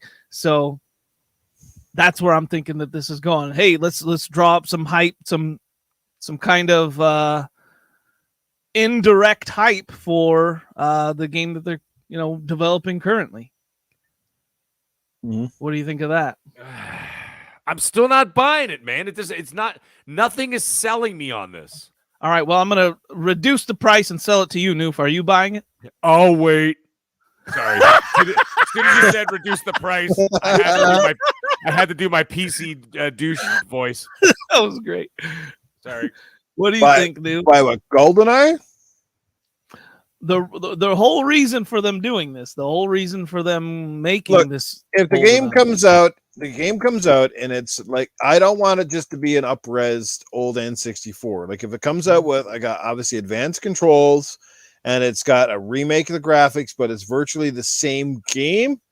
Yes, I would buy it. I don't know if I'd pay like $90 to buy it, but I would pay money and definitely buy the game for sure if it comes out. And again, it's like a new age graphics. They're gonna like the new stuff, but with the basically old game and the same level format and all that stuff. Yeah, absolutely, that'd be really cool. And it'd be really cool too if they did something like Halo. Halo, the anniversary collection did. Remember for the Halo where you press the back button and you could look at the graphics, like the old graphics. If they did that and then you press the button and go to the new graphics, that'd be kind of cool. You know what? I can't believe none of us actually thought of this. Victor Allenstein in the chat actually said something which we did talk about before. It's the Hitman developers, IO Interactive. They're working on a new Bond game. That's right. So what the fuck? Maybe this is it. But wait a minute. Why would they have the achievement list this close? Like, usually the achievement list doesn't come out till like 2 weeks before the fucking game. There's no way this game is coming out anytime in the next 2 years. So it's kind of a conundrum, man. It'll be two different Bond games. It'll be, like I said, I think they're trying to capitalize on the popularity. And I've heard there's rumors that Rare is the one making the Goldeneye remake. And if that is true, I think that would be really cool. And it's a possibility. I mean, they got to be doing more than just updates for Sea of Thieves. Right. If That's they a got big even team. if they got a small portion of that team dedicated to just remaking that beloved game and they're able to secure that license, and imagine how like big that would be for Game Pass, even to bring that out. That would be a game changer, because most, like, no matter what console you're playing on today, everybody remembers the legendary GoldenEye from the N64, and if they had that secured on Game Pass, that would be huge. I mean, it might only be huge for a week, but fuck it, people would pick up Game Pass probably just to play that. That makes a lot of sense for Rare to create it too, because Rare is not known for its, realistic graphics. It's known for its more cartoony, It looks good. Like let's take Sea of Thieves for example. It looks good, but it's very cartoonish. And that I could see that game transitioning to that art style. You know what I mean? I don't think they'll do that, because the original GoldenEye, no matter how bad it looked, they were going for a realistic look. So you're saying they're gonna take that GoldenEye and turn it into realistic looking fucking graphics? I don't. Welcome back, Wise Old Gamer in the Wise chat. Old Gamer, what's God. up? Oh man, he's great. We really enjoyed having you on the podcast, by the way, Wild Soul Gamer, who was on our very last podcast of 2021. So yeah. Yeah, and it could come free with the double. Who knows what's up, but something's definitely going down. They don't just launch an achievements list if there was nothing up. So it's definitely coming out on some form. We just don't know all the details. Modestly, like I said, it's like a lot of things. People have moved on, and nostalgia is a hell of a drug until you go back and take that drug and figure out, boy, that was a dud. You know what I mean? Oh, well, this is why I stopped taking drugs. Yeah. So, yeah, that's one thing a lot of us have learned, because going back and playing games that I absolutely adored in my childhood are not the same today. I'm sorry. That's just the way it is. And games have changed so much in the last 15, 20 years. Have you tried to play the original Tomb Raider from 95? Yeah, it's rough. It's fucking holy bad. Fuck, man. And you know what's crazy? I finished that game. That was a big game. Yeah. And it was tough. And I played it, and I was sitting there, and that's why I fell in love with like the whole Tomb Raider, Uncharted, Indiana Jones kind of vibe, whatever. And those are still my favorite franchises to this day. Now, I adored playing Tomb Raider, and I was just like, this is the greatest fucking thing I've ever played. This is the greatest thing I've ever seen, and this and that. Go back and try to play that shit now. That was the same era as GoldenEye, and tell me you could get past one fucking level without changing the prescription of your fucking glasses halfway through the first 10 minutes. Okay? Controls. And the tank controls. My God in heaven. I don't know 10, how the fuck 10 seconds for her to do like a full turn, like click, click, click, click, click, click, click. Maybe it's to wait for her pointy tits to fucking hit a direction on the compass. And you remember you had to go right to the edge of a cliff, and then you would have to press the back button, and she would do that little jump back so that you could get the perfectly timed run and jump. Otherwise, you're dead. Yep. Like, I gotta answer Splendiferous's question in the chat. He said, "What about Everwild?" And he's right. So yeah, a good portion of Rare is working on Everwild, and I don't know if you guys saw it, but there was an article released this last week how that game is also in the cursed development hell.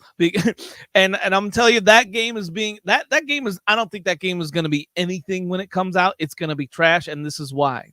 Because they did that game, they started it ass backwards. They created this world, and then they created this art style. Okay, you may like it, you may not. That's besides the point. But they still don't know what the fuck they're doing in that game. They don't know what the fuck the point is. They don't know if it's gonna be an RPG. They are so fucking lost in the development of that game. Like that game may be scrapped. It's so bad. Yeah. You know what it's so like? They making a just movie around a concept as opposed to a script. Say that again. That's like Hollywood making a movie based on a concept as opposed to a script. It's like we'll turn it into a movie somehow. Yeah, and somehow it's nonsensical, ridiculous, and you're watching. That's right. right. What the fuck is this? And then you we'll realize figure it what out. they did. Yeah, we're creative. We'll figure it out. Like what? Like first of all, I don't understand what the fuck. Like, we'll figure it out.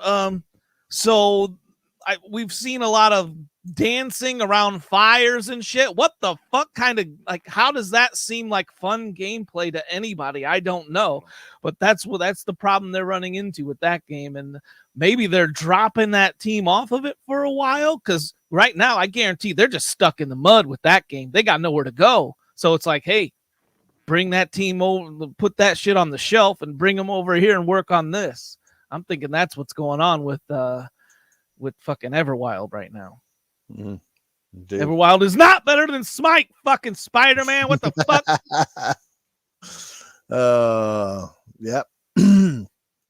What's this? Mike Mullins played old Tomb Raider recently, and white. He did. I and watched the white it. streak ripples in the water look like something else. I watched him playing that. It was actually a lot of fun to watch him play that, because it brought back so many memories. But then at the same time, I'm like, oh, dear God, I feel his pain trying to play that fucking. But on the when it came out on the Saturn and the PlayStation, it was kind of like you didn't think about the control like we do now, because that was the first 3D style game. So you just it was like old 2D games. You just got accustomed to it, but now when you play it, you feel like you're fighting the control as much as you're fighting the game.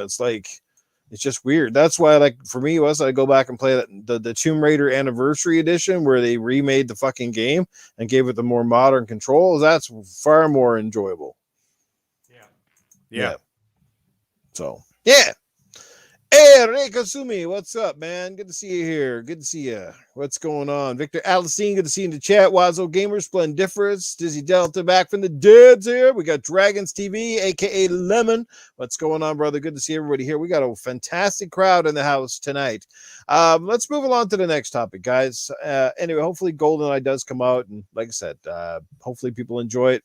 Obviously, now's the time to capitalize, because the remasters, remakes, all this shit seem to be hotter than ever. So I definitely think that's why you got to strike. And of course, with James Bond riding a bit of a hot wave in the movies again and stuff like that, I definitely think, it's a good time to jump on the bandwagon, so to speak. Let's go on to about the next topic. And our next topic is about VR. It's been a hot topic on many a podcast over the past couple of years, with some people that are clearly in the I can't stand VR camp, and people that are either kind of mum on it, and people that absolutely love it. I think I can safely say that I am in the camp that I absolutely loved VR. I loved it when it was on PlayStation VR, and I think the Oculus Quest 2 is certainly a step in the right direction. And I think largely it's successful because of its accessible price points, the fact that it only needs a Facebook account and no excessive hardware, and it does not require like cables and cords, and you're hooked up to things. It feels like the most realized version of VR, I think, that we've had so far. And at least that's where I feel about the unit. I think it's fantastic. Much better hand and motion tracking devices with the unit as well. Downside, poor battery life, all that sort of stuff like that. So, but I think VR, based on what I saw this year, it looks like VR is potentially back, or it's kind of coming out. It's catching on, let's say to say. So I think people are waking up to it. They're finally actually giving it a try, as opposed to kind of going, yeah, you just can't get on VR. Did you try it? No, but I hate VR. It's like, why? Did you try it? No. So how do you guys feel about that? Let's start with the Mag, since Mag, you are a VR user. Titan, I don't believe you have a VR, correct? Yeah, I got a VR full. It makes me sick. I can't play it. I'm motion sickness. Oh, well, there you go. Well, Quest 2. Okay, so there you go. Well, you both have it, so now we're going to find out how you feel about it. So, Mag, what do you think is why is VR finally starting to resurge for a while? It kind of looked like it was almost dead, but now it's coming back, and with PSVR 2, which will be a topic after this, right around the corner. I think it's back, and it's coming out in a big way here. Because Facebook made it accessible for people to buy. That's all it is. They made it accessible. They made it wireless. They made it easy to use instead of those they had like those cheap whatever ones, like those fake ones where you slam your fucking cell phone into it. Those things were fucking garbage, because I mean, like 3 minutes in, you're like, oh wow, okay, VR sort of works, and then all of a sudden your cell phone, like somebody fucking calls your phone, and then all of a sudden the VR turns off, and then or else the sensor doesn't pick it up or whatever. It was a disaster. Mm. However, that being said, what Facebook did with what used to be called Oculus is now called Meta. Meta, what's it called now? Meta 2 or whatever the fuck. Anyway, the point is they've made it accessible, they made it easy to use, and they've made it light. They've obviously done a lot of work on the tech side of things, and apparently Oculus Quest 3's got some really fucking amazing features that they're going to be utilizing in the Oculus Quest 3. So I really look forward to that. And they made the games accessible in terms of price as well. So you could buy a game from like anywhere from $10 to like $40, right? Mm-hmm. But I mean, those are accessible games. Facebook gives, because they make a shitload of money, they give you like discounts all the time. I just actually got the Room. It's actually called the Room VR, and it's like a whole series of like really greatly detailed escape rooms and stuff. Titan, you might be into that shit. If Hell yeah, yeah. And it's called the Room VR. You should look at the fucking reviews. They're like 9.8 out of 10 across the board. Is this out now? Yeah, it's out now, and it's fucking phenomenal. Anyways, what is that called? It's called the Room VR. I'll send you the link in the DM. Okay. Or the picture of it. Anyway, the point is that they'll send me like $15. So they sent me $15 just the other day, right? And they're like, here you go, buy something. And then I saw that the Room VR was already at 50% off, so I bought the game for $10 instead of $35. Right? So they make it accessible for people. Now, the thing is, not having to be tethered to a PC, that's another big thing. Because like if you're looking at the situation where you wanted to play VR, you needed to buy a fucking $2,000, $3,000 PC that can run games on it with a graphics card, you know what I mean? With the CPU and GPU and the whole 9 yards in order to run the damn thing. So like that's another expense. So now if you wanted to buy like a Vive, an HTC Vive or one of these other fucking ones, it would cost you like $5,000. Yeah. Like just like what? Who's paying that for a game? Oh wait. Right? You know, that's like big old I'll wait on that one. Yeah, you know what I mean? So like they'll be like that maybe that kind of crowd, go right ahead. But now that you could just pick it up in a store, you don't have to think about it. A couple of $100. You pick it up in the store, you slam the thing on your fucking head, and off you go. No, like this is the reason why there's a big surge in VR, Noof, is because it's accessible to the casuals. The casuals is what rules the market. You know, the hardcore manipulates the market in terms of what could be popular, what isn't. But the casuals are the ones that rule the end of the day. What won the PS4 generation? Not the hardcore. There's like fucking 10 million of them, maybe 15. The and other 100 million were the casuals who were all playing fucking Fortnite and Call of Duty fuck zone there, right? Yeah. So like, you know what I'm saying? Same thing with the VR now. So that's what's happening. I'm going to save my real thoughts about the PSVR 2 thing after that, but that's where I'm going to stop there. It's all about the casuals. I was going to say, like games like Beat Saber 2 are selling the Oculus Quest 2 as much as per se, the Resident Evils or whatever else that's on the unit. You know, it's an easy to pick up and play game. It's super fun, but yet it gives you that sense of being in that realm or that world, and it's just pretty cool. You know what the Quest 2 reminds me of? It reminds me of the Wii. Like every Tom, Dick, and Harry owned a fucking Wii, and none of them were gamers. Mm-hmm. These were just fucking people who just bought them, right? Because it was easy. You just get in there, all of a sudden you're playing tennis in your living room, right? And it was a novelty. And that's why the people were doing that, because it was easy, it was accessible, and it was something that was fun that anybody could pick up and play without having to like be a fucking gamer. You know what I mean? Like you didn't have to like figure out all this shit, where to plug it in, PC sliders for this, that, and the other thing, and performance mode versus graphical mode. Like you didn't have to do any of that shit. You turn the shit on and you're playing tennis with your uncle. You know what I mean? And that was it. And that's why the Wii was so successful. This reminds me of the Wii, where anybody could just pick it up for a few $100 and you're off and running with it. And I did notice a huge upswing of all these people on my Facebook, where I got 400 or 500 people on Facebook. I don't go on there often, but a lot of them all got VRs, or their kids did, and they're using their parents' accounts. And they're all I'm like, why the fuck is this one playing VR? Like, that's weird. And I realize it's like her son or whatever. But wouldn't you also say, like, there's one of the things about it as well that you and I learned that first time that we met up in venues. It was me, you, who was it? The doctor, was it? Yeah, the doctor was there, yeah. And my brother was and there too. Yeah. it was about that immersion. It was literally like hanging out with you at a real, say, Yeah. club or a real event without us being physically next to each other. But the audio was great. We literally were walking around the venue, talking the shit, watching a cool event. I thought, what the hell was playing, like some kind of weird concert or some shit, wasn't it? Yeah. But we were there, and this is what I'm saying is like, while this is still infantile, this is where I think the future goes. And this is where I think if somebody doesn't make big on this, they're missing the boat. Because can you imagine you and your buddies finally getting, say, ringside seats to some really big event, something you would never be able to afford in real life or never be able to attain because of your location or what have you, but actually be able to go down where you've got the best seats in the house, can see things like right close to you as if they're there. Can you imagine that, being at the Super Bowl and sitting on the fucking sideline when they scored the touchdown instead of feeling like you're on a TV watching these little maggots or up in the nosebleeds? This is what, if they figure this out, and I think they kind of have, but if they get on with that shit, that alone is going to make VR price of admission, because people will be able to do things in their lives that they never could. And me and Cerebral Paul had this talk too. I said to Paul on the weekend, I said, doesn't VR for you, especially being that you're in the limitations of being in a chair, isn't this the closest you're ever going to get, per se, for the most part, to doing shit that the average person takes for granted? So Paul wants to skydive, he can skydive and get that feeling of being there. I tell people, like I said, the stuff that VR does cannot be replicated with a standard game console. That is the thing, and nobody seems to get that. Noof, that's the most brilliant shit I have heard in I don't know how long.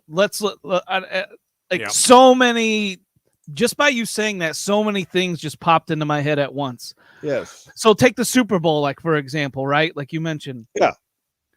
They could take one seat out of that Super Bowl, put up a fucking camera, right?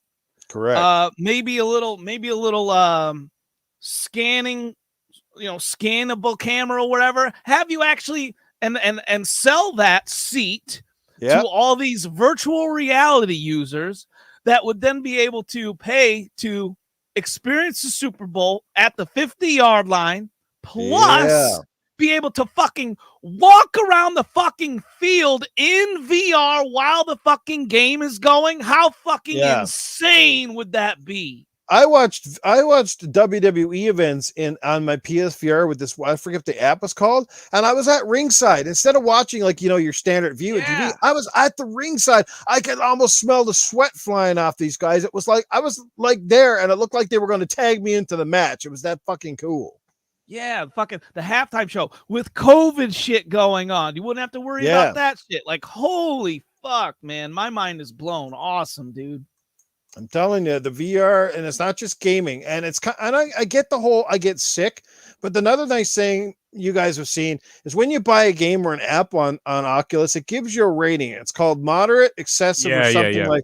So it tells you up front if basically the game has a lot of movements in it that could be potentially, and it really varies on a case-by-case basis. But like, let's take the mini putt golf that me and you love, Mag. There's virtually nothing in that. Like, if you can't play that, don't bother with VR, because there's really not much in that that's going to make you freaking wonky. It doesn't move around fast, but it's the immersion of being there. Like, we literally felt like we were playing mini putt golf on cliffs that were 300 feet over a Japanese ocean. It was freaking crazy. Yeah, it was cool. By the way, Noof, related, have you ever played an intense rated game? Yes. Dude, it's fucked. There was one on the PSVR. There was one on the PSVR where you're sitting on one of those, those like sleds you put on the road, almost like a bobsled, and you were weaving down this road. That shit was crazy. That shit made me like, ugh, you know what I mean? And some of the roller coasters is like, oh man. That's what really. I tried one of them roller coasters, and within seconds, I was like, get this shit off my head. Well, it was like being on a roller coaster. Well, you could see where it's going in terms of immersion and stuff like that. Like, I played a great game I bought. I still got to finish it though. Never mind. What's it called? Resident Evil 4. Which is phenomenal. The movement is great, because what I do is I turn all the sliders on to full, so that it's like, instead of like the teleport, like the teleport movement, where you can like aim the stick and then you show up in that spot or whatever. I turn everything to fluid motion, so it's basically like 60 FPS and you're moving, right? And then it's fucking, and even the turning, I put it on smooth turning because I don't get motion sickness. Funny enough, even though I got like severe vertigo issues with when it comes to positional vertigo, but not from motion, which is strange. Yeah. But anyways, I play a game like what's it called? The Walking Dead, Saints and Sinners.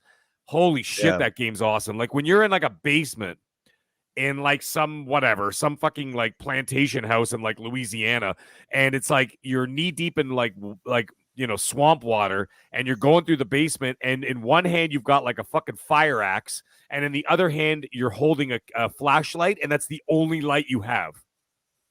And there's zombies down there somewhere. Like it gets fucking intense, man. And I'm like, if you're into that shit, and it's same thing with Resident Evil and stuff like that, the immersion is unmatched. But I'm just saying, like, I could see where it's going. You know what I'm saying? Like, you could see where it's going even more so. The thing is, once again, it all comes down to price and accessibility and the ease of use for the casual consumers. Otherwise, it'll never, ever be anything more than niche. And Oculus is the only one that's going to pull it off. Well, PlayStation needs to get all over what Noof just said, man. Talk to the NFL. They're not going to, dude. Why don't we just dovetail right into that, Noof? I mean, we're right there now. Right in. Let's talk about PSVR 2. We got some stats today. We even saw a brief teaser of Horizon.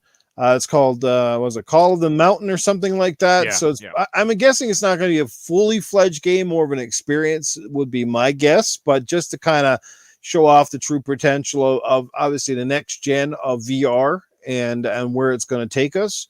And it looks pretty damn cool. And like I said, so yeah, it is coming out. Some great statistics on it. I'm super excited for it. I guess it's going to come down to biggest thing, the price, right? And can you even get one by the time it comes out? That's another thing.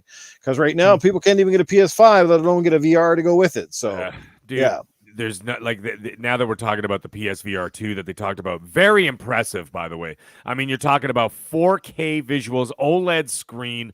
That is fucking crazy. And then, of course, it's going to have the eye tracking movements, the finger tracking movements. Now, here's the thing. Oculus Quest 3 has announced the exact same thing. Where there'll be 4K, all that? Yeah. Oh, I'm not sure about the 4. I'm not 100% sure about the 4K. But even right now, they're already doing the Oculus Quest 2 has been upgraded to do 90 to 120 frames per second already. Right? But they are going to be doing like advanced eye tracking technology, finger tracking technology. It's also going to work on like pressure points with your fingertips and all kinds of crazy shit like that, right? But here's the thing. The PSVR 2, let's talk about the cons now. First of all, you can't, like Noof said, you can't get a PS5. So what the fuck is the point? Who are you selling this to? Second of all, with those kind of specs, do you think there's going to be anything less than $500? Not a fucking chance. With an OLED screen, 4K output on a fucking on a VR headset, that's like premium VR headset. That's going to be minimum $500 US. On top of like, a $500 console or whatever, right? Let's say if you 4K at 90 to 120 hertz. That's the insane part. Right. So now you're talking in each eye. In each eye. So now you're talking about you're talking at least $500 US. Okay, so for us up here, it's $700. It ain't fucking happening. Then on top of it, it's wired. So you're sitting down. Okay? I mean, you could stand, but I mean, it's one wire, it's not the end of the world, but it's not as free, moving as whatever. Now here's the other con against it, just like I was saying before. You need a PS5 in order for this to work. Oculus Quest 3, you will not need anything for it to work. Just it. That's it. The headset is the fucking CPU. Right? Yeah. So you don't have to like, a double paywall, so to speak. That tells me that one is even going to be even more expensive then. Well, yeah, maybe. But it's also Facebook. They'll subsidize their prices. Do you think that an Oculus Quest 2? I mean, it's only like $200 for like the 64 gig one, right? They subsidize that because Facebook makes like a fucking $20 billion every 5 seconds. Yeah. You know what I'm saying? So they're subsidizing these prices because they want people in the ecosystem to spend the money. And of course, when you're on there, you have to have what? That's right. You have to have a Facebook account, which means you're logged into Facebook, which means they're making even more money off you. Yeah. So it's a money making machine for them, and so therefore they subsidize the prices. Ain't no way Oculus Quest 3 is going to charge anything more than $300. Mark my fucking words. Mark my words. No matter how much tech is in there, they want you, and that's why they changed the name of the company. They changed all that kind of stuff because they are going to be pushing to get more engagement for the future. PSVR 2 is going to be very impressive, and I'm very excited for it, assuming that I can afford it, but I mean, if I'm willing to spend that money to do it, but they're dead in the water against Oculus Quest 3. Mark my fucking words. I'll be back, gentlemen. Dragon brings it up great in the chat too. PSVR has to support the old games, or I think it's going to hurt them out of the gate. And I think he's right there. It has to support the old ones, and I don't see no reason why it wouldn't, especially with them kind of coming on board with back compatibility. If there's a couple things that worked really well for the PlayStation VR, was the headset itself was extremely comfortable and pretty well built. It was light because obviously it didn't have to carry the processors and all that sort of stuff, right? But it had drawbacks, and largely its biggest drawback was was how often it had to be calibrated. It seemed like it would get out of whack pretty quickly. All the wires, because you had like the power unit and you had all this shit, and there was like 3 or 4 wires and a dongle and everything else. So it was kind of, it was kind of clumsy and weird and that sort of thing. And it did improve with the second iteration where they did cut down the cords, I think, by 1 with a pass-through or whatever they had. So those were some of the things right there. And of course, it used that old technology with the PlayStation Move controllers, which was almost brilliant because the Moves kind of tanked on their own when they came out for the PS3, but somehow got a second chance at life with the PSVR. But that tech obviously had a lot of limitations as well, the dildo sticks as we call them. And obviously they'll have a much better system set up for the new one. So yeah, I mean, and Drago as well, like, just, we're talking about the football game, but imagine another way of watching movies. So right now the movie theaters there's one thing movie theaters are, they're seeing attendance start to plummet, right? How do you make the experience different? Well, what if you film the movie in a way that you could watch it traditionally, but there was also modes inside the movie where you could be in the movie. So instead of watching James Bond in the car, you could sit next to James Bond in the fucking car. These sorts of things that would make you feel like instead of being a spectator, you were in the damn movie. I think that would be huge. It would be a new seller. And it was certainly like you could literally pay for like a VR screen experience, and they could charge, $50, and people would pay it if it was done well. That's the thing, right? And if not, they could do that at home. If you couldn't go to the theater, you just do it at home, and perhaps you download, say, a Cineplex Movie Pass for home with a Cineplex VR Movie Pass. How about that? Pay like $20 a month or something like that, and watch select movies with a specific VR mode, which could be used. I would pay it because there's nothing else out there like it. So yeah, that's just a couple thoughts there. That would be impressive. Like as far as this PSVR 2, like I never got motion sickness until I got on a submarine, and that's no joke. Like something about being on the sub fucked my motion sensing for life, man. Like probably, being at like a Sea State 5 on the surface of the fucking water, standing radar watch, fucking throwing up while I'm reporting contacts to the con. But because ever since that shit, man, I've been so fucked when it comes to motion. And I've tried it, a handful of times, and I just get sick so fast in that thing. But I've never been more excited for like a PlayStation topic than this one in like a while, because reading the specs in this article, I was like mind blown. Wow. Like they really listened to every complaint that I've ever even heard of as far as it came to VR. PSVR offers 4K HDR 110 degree field of view, foveated rendering with OLED display. That's cool. Players can expect a display, and this is the big one, 2000 by 240 per eye, and smooth frame rates of 90 to 120 hertz. That's amazing. That's the kind of shit hopefully starts to get rid of all that blurring and the shit that kind of makes you sick. It's because the eyes, your eyes aren't constantly focused on blurry fucking shit and frame rates that are dog shit slow. And that's part of the reason sometimes you get that sickness. Stuff doesn't move or look particularly good. It's kind of like when you're going around, walking around all day, and you lost your glasses and you're squinting at everything, you start to get a bad head, Yeah. Yeah, it's kind of like that. So this is huge. And of course, like I said, the headset-based controller tracking, new sensory, like it sounds like it's definitely going to be fucking phenomenal and should hopefully set the world on fire from a PSVR standpoint, where perhaps the first one was definitely, I guess you could say, when it came to VR, the first one was definitely a little bit almost ahead of its time. It started to pick up steam toward the end of the PS4 gen, but it's almost a little bit too late. And I think it's because of the Oculus's accessibility, it helped promote the PlayStation. It's because people now are going, wow, this VR stuff is really fucking cool. So now I gotta think too, because this is fucking PlayStation. So like those stats and everything, that sounds super amazing. But is it like so amazing that that sounds so amazing that I have to wonder the validity of those stats? Because like it's things like hey, PlayStation 5 will do 8K, that shit comes to mind, right? And I can't help that personally. That's the fuck that PlayStation has put that fucking thought in my mind. When you're fucking promoting your console at 8K and the shit ain't even gonna fucking, like, come on, man. I really hope they didn't do that with this, because this shit sounds, like you said, like Jesus Christ, that per eye, imagine the processing speed, 4K on an OLED screen, 90 to 120 fucking frames per second per eye. That per eye shit, I wonder if that's got to double the processing power of putting out something at 4K 120. I don't know if there's a processor out there right now that will do that. You know what I mean? So I personally don't know. I'm like, because I don't know the text behind, the per eye, because this per eye thing I've seen a lot. I've seen, all right, so we've seen, just your standard screen, all right, and it outputs at this many frames per second. All right, we've seen all that. We've seen the 30, 60 frames per second, whatnot.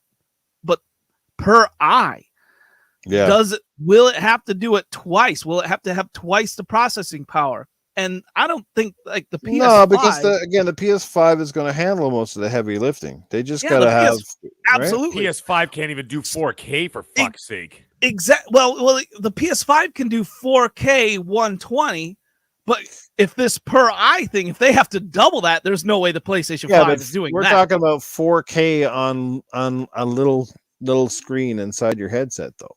I don't think that matters, Noof. The smaller the screen, I don't think it matters. How many pixels is it outputting is the thing. Oculus Quest is going to fucking crush them with Oculus Quest 3. Because they got the same tech, because Oculus Quest 3 was already, they already announced their tech way back in like September. And their tech was exactly the same. If Sony gets graphically superior games, though, that look way better, because so far that's the one drawback as well with Oculus Quest 2 is some of the games don't look overly that good. That's the problem. Very basic, and it needs to be basic to run properly, because again, it doesn't have the hardware spec. Right. So where you're fucking looking at PlayStation, where you're going to have like if that Horizon little demo is any indication, if it comes out looking like that, like that's wow. Like, that's but you know what though? It's also the difference between buying a fucking LG C1 for $5,000. Of course, it's going to look better than whatever TV you got, but you got $5,000 to fucking pay for it. That's how much would you pay for the PSVR 2? That's going to be the big question. It's not going to be about the tech; it's the quiet price. I'd pay $500 for Canadian, no problem. I would pay 500 Canadian, but it won't be. It'll be 700 Canadian. I'm telling you right now, it'll be $499 US, and it will be, which of course you turn that around to us, Noof. That's $700. You think it's going to be more than a PS5 console? So I don't see that happening. I see it coming in less than the PS5. Well, yeah, no, depending. With that kind of tech, and then on top of it, you got to buy software. That's the other thing. It's not like you're just buying this thing and like, okay, I'm set. Now you got to buy fucking games for it, right? So, like, let's say you buy this, I don't know, this Horizon situation here, experience, whatever. It's still going to cost you. Well, maybe they might pack that in or something, kind of like what the hell is that game called where they showed the DualSense 5, Astro's Playroom. Maybe it's like an Astro's Playroom. You never know, right? that might get packaged in like for free and like built in or something. There you go. Dark Zone. I think we're on the same page. $499 American. We're fucked. It's $700. It's gonna be the same as the console, man. Like $685, right? That's what it comes to. That's what it works out to tax anyway for me in Ontario. So it's like, I predicted $449 US. That would be my prediction. Yeah. But also, let's also not forget there's a silicone shortage across the world. Everything that's coming out is fucking more expensive. How are they going to do? They can't afford to subsidize the way that, like, let's say your Microsofts or your Apples or your Facebook / Meta, whatever, right? So I don't know. We'll see. All right. Well, here's a question for you guys. If PSVR does take off and VR overall with Oculus seeing an explosion and it continues, do you think Xbox finally says, fuck it, let's get on that train? No. Nope. I don't see it. They will eventually. No, they won't. I don't know when. They won't. They might just leave it up to third. So you're saying they're going to leave it up to third party then? That's correct. Stay the fuck out of it. Stay out of the... They're not going to do it. They got the AR work. They're doing like third-party AR work for other companies, right? They're already doing all that shit now. Have you seen all the cool stuff that they came out with? A lot of it is being used by the U.S. military, stuff like that. Now it's bleeding into the Canadian military. That's utilizing the same technology that Microsoft does, but they're not going to be doing it for public use. There's no money in it. I mean, for them, their fight. Okay, the fight that they're using for the future is all going to be about the cloud. It's all cloud gaming, all cloud this, that, and the other thing, right? It's all going to be about engagement in the infrastructure that they've already built. They're not going to get into the VR market. So I just searched up a VR headset with 4K display, 120 hertz, and I got the best one I've seen so far is this Pimax Vision 8K VR headset with dual native 4K displays.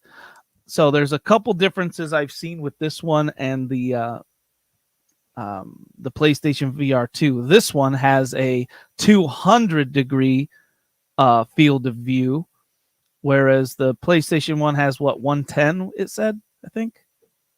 So 110. They're saying 200 degrees is very close to real life human vision. So 110. All right, still sounds really good. This one uses LCD panels, not OLED. So that'll be an interesting thing to see the difference between an LCD panel and the OLED panel. I wonder how much of a difference that's going to make. And then there's also things like the pixel count, like there's sub-pixel density. So there's some extra things that like we all got to learn about VR headsets. There's sub-pixel density, this and that. So I got to really learn about that before I can accurately compare the top of the line out there right now with this PlayStation VR 2. But either way, the PlayStation VR 2, sounds like it's gonna be one of the top of the line, and it sounds like it's gonna be impressive. So I guess knowing that, Portal player in the chat, I guess knowing that maybe they're not blowing smoke up our asses with this. Maybe this will. That's an interesting point too. Sounds expensive. Phil obviously leads the head at Xbox, and Proto brings up a good point now, because it's really weird, because if you guys recall articles when the Xbox One X came out, Microsoft did state there was interest in VR, right? They weren't 100% committed, but it did look like at one point there was going to be VR. Somewhere along the line that got kiboshed, and I suspect it's largely because they didn't want to have too many irons in the fire, especially with the One X kind of being at the tail end of a generation and gearing up for the series consoles, right? So it was probably a good decision at the time that they didn't, because then they would have started to segregate their teams and they would have had to build, all this sort of stuff, right? But if Phil Spencer, per se, maybe he's not a big fan of VR, so if he's not a fan, that's the thing. He might not go wholeheartedly in on it because he's not a fan, but you got to remember, there's still millions of people out there that would buy an Xbox if it had a really good VR. So, like, could he potentially be a holdback on Xbox? He would never stand in the way of making money. That's ridiculous. A personal feeling about something, if they thought that they would actually be able to make money off of it, there's not a fucking chance in the world that the guy who's running the company would stand in the way of making money because he doesn't like it. How many people you think that how many like 80-year-old executives in Hollywood went to go see Spider-Man, but they actually made the fucking movie? They made the movie happen, but they ain't sitting in the movie theater to watch it. They don't give a fuck. They probably don't even like superhero movies. but they make it because it makes a shitload of money. My God, that movie Phil was Spencer so good, would- by the way. Oh, it was There's so good. no way PlayStation VR has made them money. The cost to develop these two headsets I guarantee, has exponentially outweighed their return so far. But I'm glad they're So, sticking with it. No. They're sticking with it, and like there is a future there. But you know what? Just like you say, what did the lawyer in the first Jurassic Park say when the guy picked up the night vision goggles? He goes, the kid. He goes, "Are they heavy?" And he's like, "Yeah." And he goes, "Then they're expensive. Put them back." That's exactly the way I feel about this. Impressive stats, impressive specs means expensive. It ain't. Well, I agree with you though, Mag. cheap. If Microsoft does get into the VR game, they won't build it. They'll hire out or they'll license a third party company because they've had partnerships with them for years already. So they'll just pay. They could still build software, but they'll just get someone else, and that way it takes that whole distribution and all that BS off of their hands, and then it's up to someone else in the software divisions to carry it through. I don't even see them doing that, and you know why? Because they're focusing on Game Pass. Can you imagine trying to like diversify? Like they're trying to build like 26, which is possibly going to be like up to 30, 35 different studios making games for Game Pass and trying to keep that filled. And then at the same time, pulling off side teams in order to do VR work. No, man, I don't see Most of the VR titles right now, though, are coming from small teams that aren't even big publishers. Like it's more smaller. You see a lot of you look at on Oculus. Most of these teams that are building games on Oculus are small, the studios we've never ever heard of. That you got Respawn that made Medal of Honor. That's a big one. And obviously Capcom and various people that they hired to do the reiteration of the Resident Evil games. I mean, most everybody else, they're small in stature, and it wouldn't take that much to have, go out and buy a half a dozen studios that can get you up and running in VR space and give them some decent bank to work with to make, stellar VR games, right? Yeah, I see what you're saying. I just don't think it's going to happen. Microsoft's focus is Game Pass, and their focus is the cloud, and they're looking for global domination for the cloud and console not console, engagement in their ecosystem. It's got nothing to do with the consoles. The consoles is just a means to an end for traditional people. Everybody else in the world, all the Asian countries and all them, they don't use fucking consoles. Mm-hmm. All their stuff is already connected through cloud anyway. And of course through cellular technology, which is for the most part superior to to a lot of other countries. So therefore, they're like I said, their fight is elsewhere, and they're not going to splinter off with a risk. You know what I mean? They got everything. They're going to put everything into what they got going on now, and that's their focus. I don't see it. If PlayStation VR 2 comes out and does become a massive success, I guarantee you Microsoft takes a serious look at it.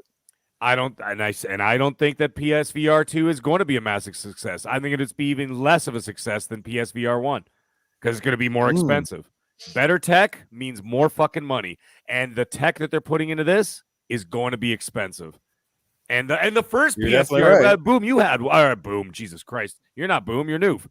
Noof, you had one. That fucking thing was almost the same price as the PS4, wasn't it? Yes, it was. Right now, imagine 300 now and something bucks. Yeah. Now imagine now with the tech that they're putting in this thing now. Like I don't see it being cheap. It's going to be a premium product for a very, very select few people. I don't know what they're doing, to be quite honest. I actually have no fucking clue what their end game here is. I don't see it. I mean, I'm excited for it, but I don't see who the fuck's going to buy this thing other than the hardcore, and the hardcore makes up less than 10%. Yeah. I don't know, man. I don't get it. It'll be interesting. We'll see what happens. But either which way, it is good to see the resurgence in VR. I guess it is that time. We should probably end the conversation here now because it is getting late, and we can bring in the man that, hey, virtual reality cannot replicate. It's the one, the only. Welcome into 2022. It is Tony Baloney in the house. That's right.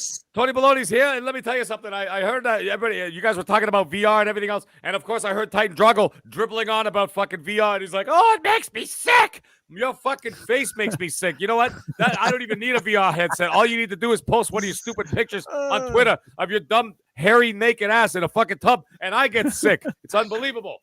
Imagine that in VR. Yo, Christ almighty, I feel sorry for your wife. She has to live with that shit. Yeah. Anyways, by the way, I have a couple of bones to pick with a couple of people here. Oh, by the way, Dizzy Delta had the comment of the night. He said, quote, I enjoyed the gunk. I just zoned out and I sucked everything in sight. Sounds like a Saturday night for Titan Drago. A regular Saturday night for Titan Drago. That's right, folks. That's right. And another thing I was going to say here, too. Let me tell you something. Arnold, I got a bone to pick with you, buddy. Let me tell you something. Okay? I usually don't judge people's sex lives. But even I dropped my pipe when you said what you fucking said earlier tonight. It was absolutely ridiculous. Yeah, unbelievable. Unbelievable. Oh, and by the way, I heard that you wanted to, I heard that Arnold also wanted to teabag Tony Baloney. Well, let me tell you something. You wouldn't even have to bend your old ass down. Okay? Between all the over-steroidal body that you have and all the saggy fucking muscles, your balls are already on the ground. All you have to do is just walk over me while I'm taking a nap. Yeah, no teabagging required. They're cleaning the floor right now. In fact, you should actually put a couple of Swiffer pads on the bottom of your nuts and walk around your house. At least you can clean the house while you're at it. Wow, Tony Baloney came ready for 2022. Fucking right, he did. And then, and on top of everything else, I hear all these stupid things. People talking about farts in the jaw and over the side. Titan Drago could actually do that with his game collection. It's called Shit in a Can. He could get all his copies of, like, Smite, Poker Night, Orcs Must Die 3, Caterpillar Simulator 2021. Put them all in the fucking thing and sell them and just say, here's a big can of shit. Because that's all you fucking play. Now he's playing poker. Unfucking believable. Call it the Drago collection. Oh, the Drago collection. Yeah, exactly. Yeah, collection of garbage. Let me tell you something. Another thing I was going to say, by the way, everybody's talking about NFTs. And, I got to tell you, back in the 1970s, the very politically incorrect 1970s, we used to have NFTs all the time. Whenever we see a flat-chested girl walking around, we go like, hey, look, it's an NFT. No fucking tits. A lot of NFTs back then. Before, of course, the fake ones started coming in the 80s. But, and one last thing I'd like to say before I get a question from somebody in the chat here. Let me tell you something. Masshole, don't think I didn't fucking see what you said. That you go, oh, Canada has an army? Yeah, that's right. We have a fucking army. And the last time we came to the United States, guess what we did? We burnt the fucking White House to the ground. Okay? So you better calm the fuck down. Don't piss Canadians off. We're drunk. We play hockey. We fight a lot. Not all of us are nice. Ridiculous. They don't follow English. They don't follow English standards on the pronunciation of names. Oh, you know what, Titan? You want to dog in this fight too? Okay, about the Canadian Army. Let me tell you something. At least when we fight for some, not oil, freedom, oil, whatever the hell. I don't know, whatever oil, whatever comes in. But anyways, like I said, please. The Canadians came down to America and they were like, "Let's go to the Huite Hoisa." Yeah. For like the 1/25th of the country that speaks French. But anyways, like I said, last time we came down, we burnt the White House to the ground. Don't fuck with us, okay? Canadians being nice is not actually a thing, okay? It's actually a myth. We're nasty people. Anybody have any questions for Tony Baloney before I get upset? Yeah, we're nasty because it's so fucking cold up here. God damn it, it's about minus 30s for the last fucking week and a half out here. Well, for you live in fucking Nantucket, not over here in Toronto. Yeah, it was minus 4. That's fucking it. 3 feet of snow outside and fucking minus 30 out there. My God, like I couldn't even get a girl pregnant right now. The rivers are froze up. So. Jesus Christ, I still got grass and it's only minus 4. Jesus. Beautiful. Wow. Envious to be we got a lot of COVID, so it makes up for it. Anybody have any questions for Tony Baloney before we sign off for the evening? We do. We got one from your favorite. The doctor comes in with $5. Tony what B. What does that asshole say? Tony B, I still can't taste anything from having COVID Delta variant. I could totally eat ass right now. What taste would you miss most if you were me? I would miss every single taste that comes anywhere near your mouth, considering the kind of fucking disgusting, horrible sexual shit that you get up to. Let me tell you something. I think that you losing your taste is probably the best thing that's ever happened to you. I think you should get COVID yearly, and so that you constantly don't have any fucking taste or smell inside of your mouth. And believe me, I've been in a car when you farted in it, and it's not very fucking pleasant. And in fact, if you actually wanted to kill somebody, you want to do a hitman job, why don't you put a fart in a jar and then send it to somebody? They would instantly die the minute they take that fucking lid off. Oh my God. Yeah, like I said, for you, it's a fucking blessing. You should, like I said, every 6 months or every 12 months, instead of getting the COVID vaccine, you should actually get a COVID shot to give you the virus in order to keep you from not having to smell whatever the hell it is you're up to. Disgusting human being. He's friends with the mag. He lost his taste in making friends as well. That's actually quite funny. I like that. Thank you. Oh my God. Great stuff. Anybody in the chat have a question for Tony Baloney before he takes off? No, fuck you. All right, everybody. Everybody have yourself a great night. Have a happy new year. I can't wait. We got a whole new year of a bunch of great stuff going on. But anyways, everybody have a good night. See you next week. Take care, Tony. All right, the one and only Tony Baloney. And boy, he was riled up. A great show to kick us off this year. I got something to read to you guys. It's funny. I saw this on my timeline today. It was this message that someone made up from Public Health or the government of UK, and this is what it said. With the shortage of lateral flow tests available, the government are going to introduce a new 1-minute self-diagnostic process. You put one finger in your mouth and one up your arse. After 60 seconds, swap fingers. If you can't smell or taste the difference, isolate. How many people are going to do that? One in your mouth, one in your arse. Switch them over. If you can't taste or tell the difference, isolate. Oh my God. Shit. Yes. John, we have an awful lot of fun when we're doing this particular podcast, if you can't tell already. And that's why we're here, man. We have a good time, and we're glad that everybody that's in our chat is having a good time. And I'd say, for the most part, 90% of you are, considering you're here from the moment we boot this thing up to the moment we shut it down. So you guys are real party animals up in here. It's good stuff. All righty. So, yeah, thanks for everybody coming out. Again, this is a dynamite first episode of 2022. Got some cool stuff, like I said, coming down the pipe, and we'll keep you guys updated in the weeks ahead. Let's let our panel get out of here. We will start with the Mag. Mag, let people know what's happening and where they can catch up with you. I understand you'll probably be working on a little bit more stuff over the course of this year. Yeah, I will be working on some more stuff. Guys, everybody in the chat, you already know where the fuck I am. You already know me on Twitter and everywhere else. You know what shows I'm on? So I don't have to get into it. But let me tell you something. I do have some stuff coming up in 2022. However, I'm in the midst of also working on a promotion at work, and it's a big one. So, like, there's a whole lot of stuff going on for 2022, and I'm just going to take it one day at a time and figure it all out and then decide to iron it out. But when I do have stuff going on, you guys will all be the first to know because, like I said, you guys are family to us. But anyways, it was a great show tonight. Titan, Noof, you guys are fucking awesome. Iceman, don't make me laugh with your ridiculous comments. And we'll see you guys all next week. There we go. There's a new business venture for us, guys. The GAT farts. We'll all bottle a fart each and sell it to people. No, actually, you should Titan with his green bathtub juice. I'll have a fart, and Mag, you got a bottle of something of your own. Oh, Christ! Spit or something. My spit, Jesus Christ! In this current pandemic, you want me to send spit out? I don't know which is worse. Like, which one of those is? He fucking wraps kidding, it. Right? He should wrap a slice of fucking bologna and sign it from Tony Baloney and send it to people. That'd be great. Yes. All right. Let's get over and end it out with the man who brings the common back to sense, Titan Drago. Let people know what's happening, bro.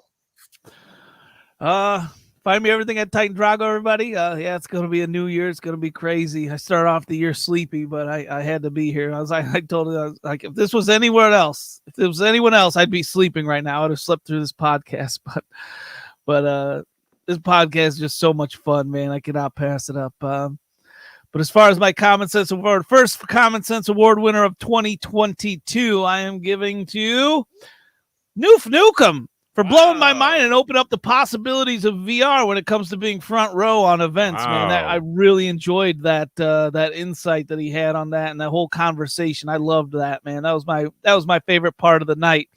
And until next week, everybody, don't forget, let's bring the common back to sense. I know, Titan. I mean, man, I'm telling you, these sports guys catch on to this. There's millions of bucks on the table right there. People would pay. Because you know how many fucking people don't get to go to an actual fucking event for whatever reason, right? Yeah. Because they're always out of country. Imagine being inside Wembley fucking Stadium over in the UK to watch a really big fucking soccer match, aka football over there. But you know what I mean? Like these are things like that, man, that just would be absolutely dynamite. And as the technology progresses, it'll be, better visuals, higher resolution. My God, it'd be just like being there, man. It'd be nuts. Yeah. Yeah, so people would definitely pay extra for that shit. Don't tell me. Yeah, and Wise Old Gamer, I'll check out your video, man, and I'll definitely give you a critique on that. And again, shout out to Wise Old Gamer. Like I said, he was on our last podcast before we ended down the year. He was a great chap and a lot of fun. He's always a ton of fun in the chat. You guys are absolutely blessed. Phenomenal MVPs. Good stuff, guys. We love you all. Whether you love us, disagree with us, all that shit. We appreciate you coming out each and every week. Please share the love. We hit over 50 odd tonight. Our goal is to still get up to that. Be nice to hit that 100 zone and hit it 100 consecutively. So we'll hopefully we'll get there with your support and spreading the word and tell people about this wacky fucking podcast that is like no other podcast on YouTube, or not certainly a gaming related podcast anyway. So yeah, thank you all for your support. We'll see you back here again next week, guys. Take care. Take it easy.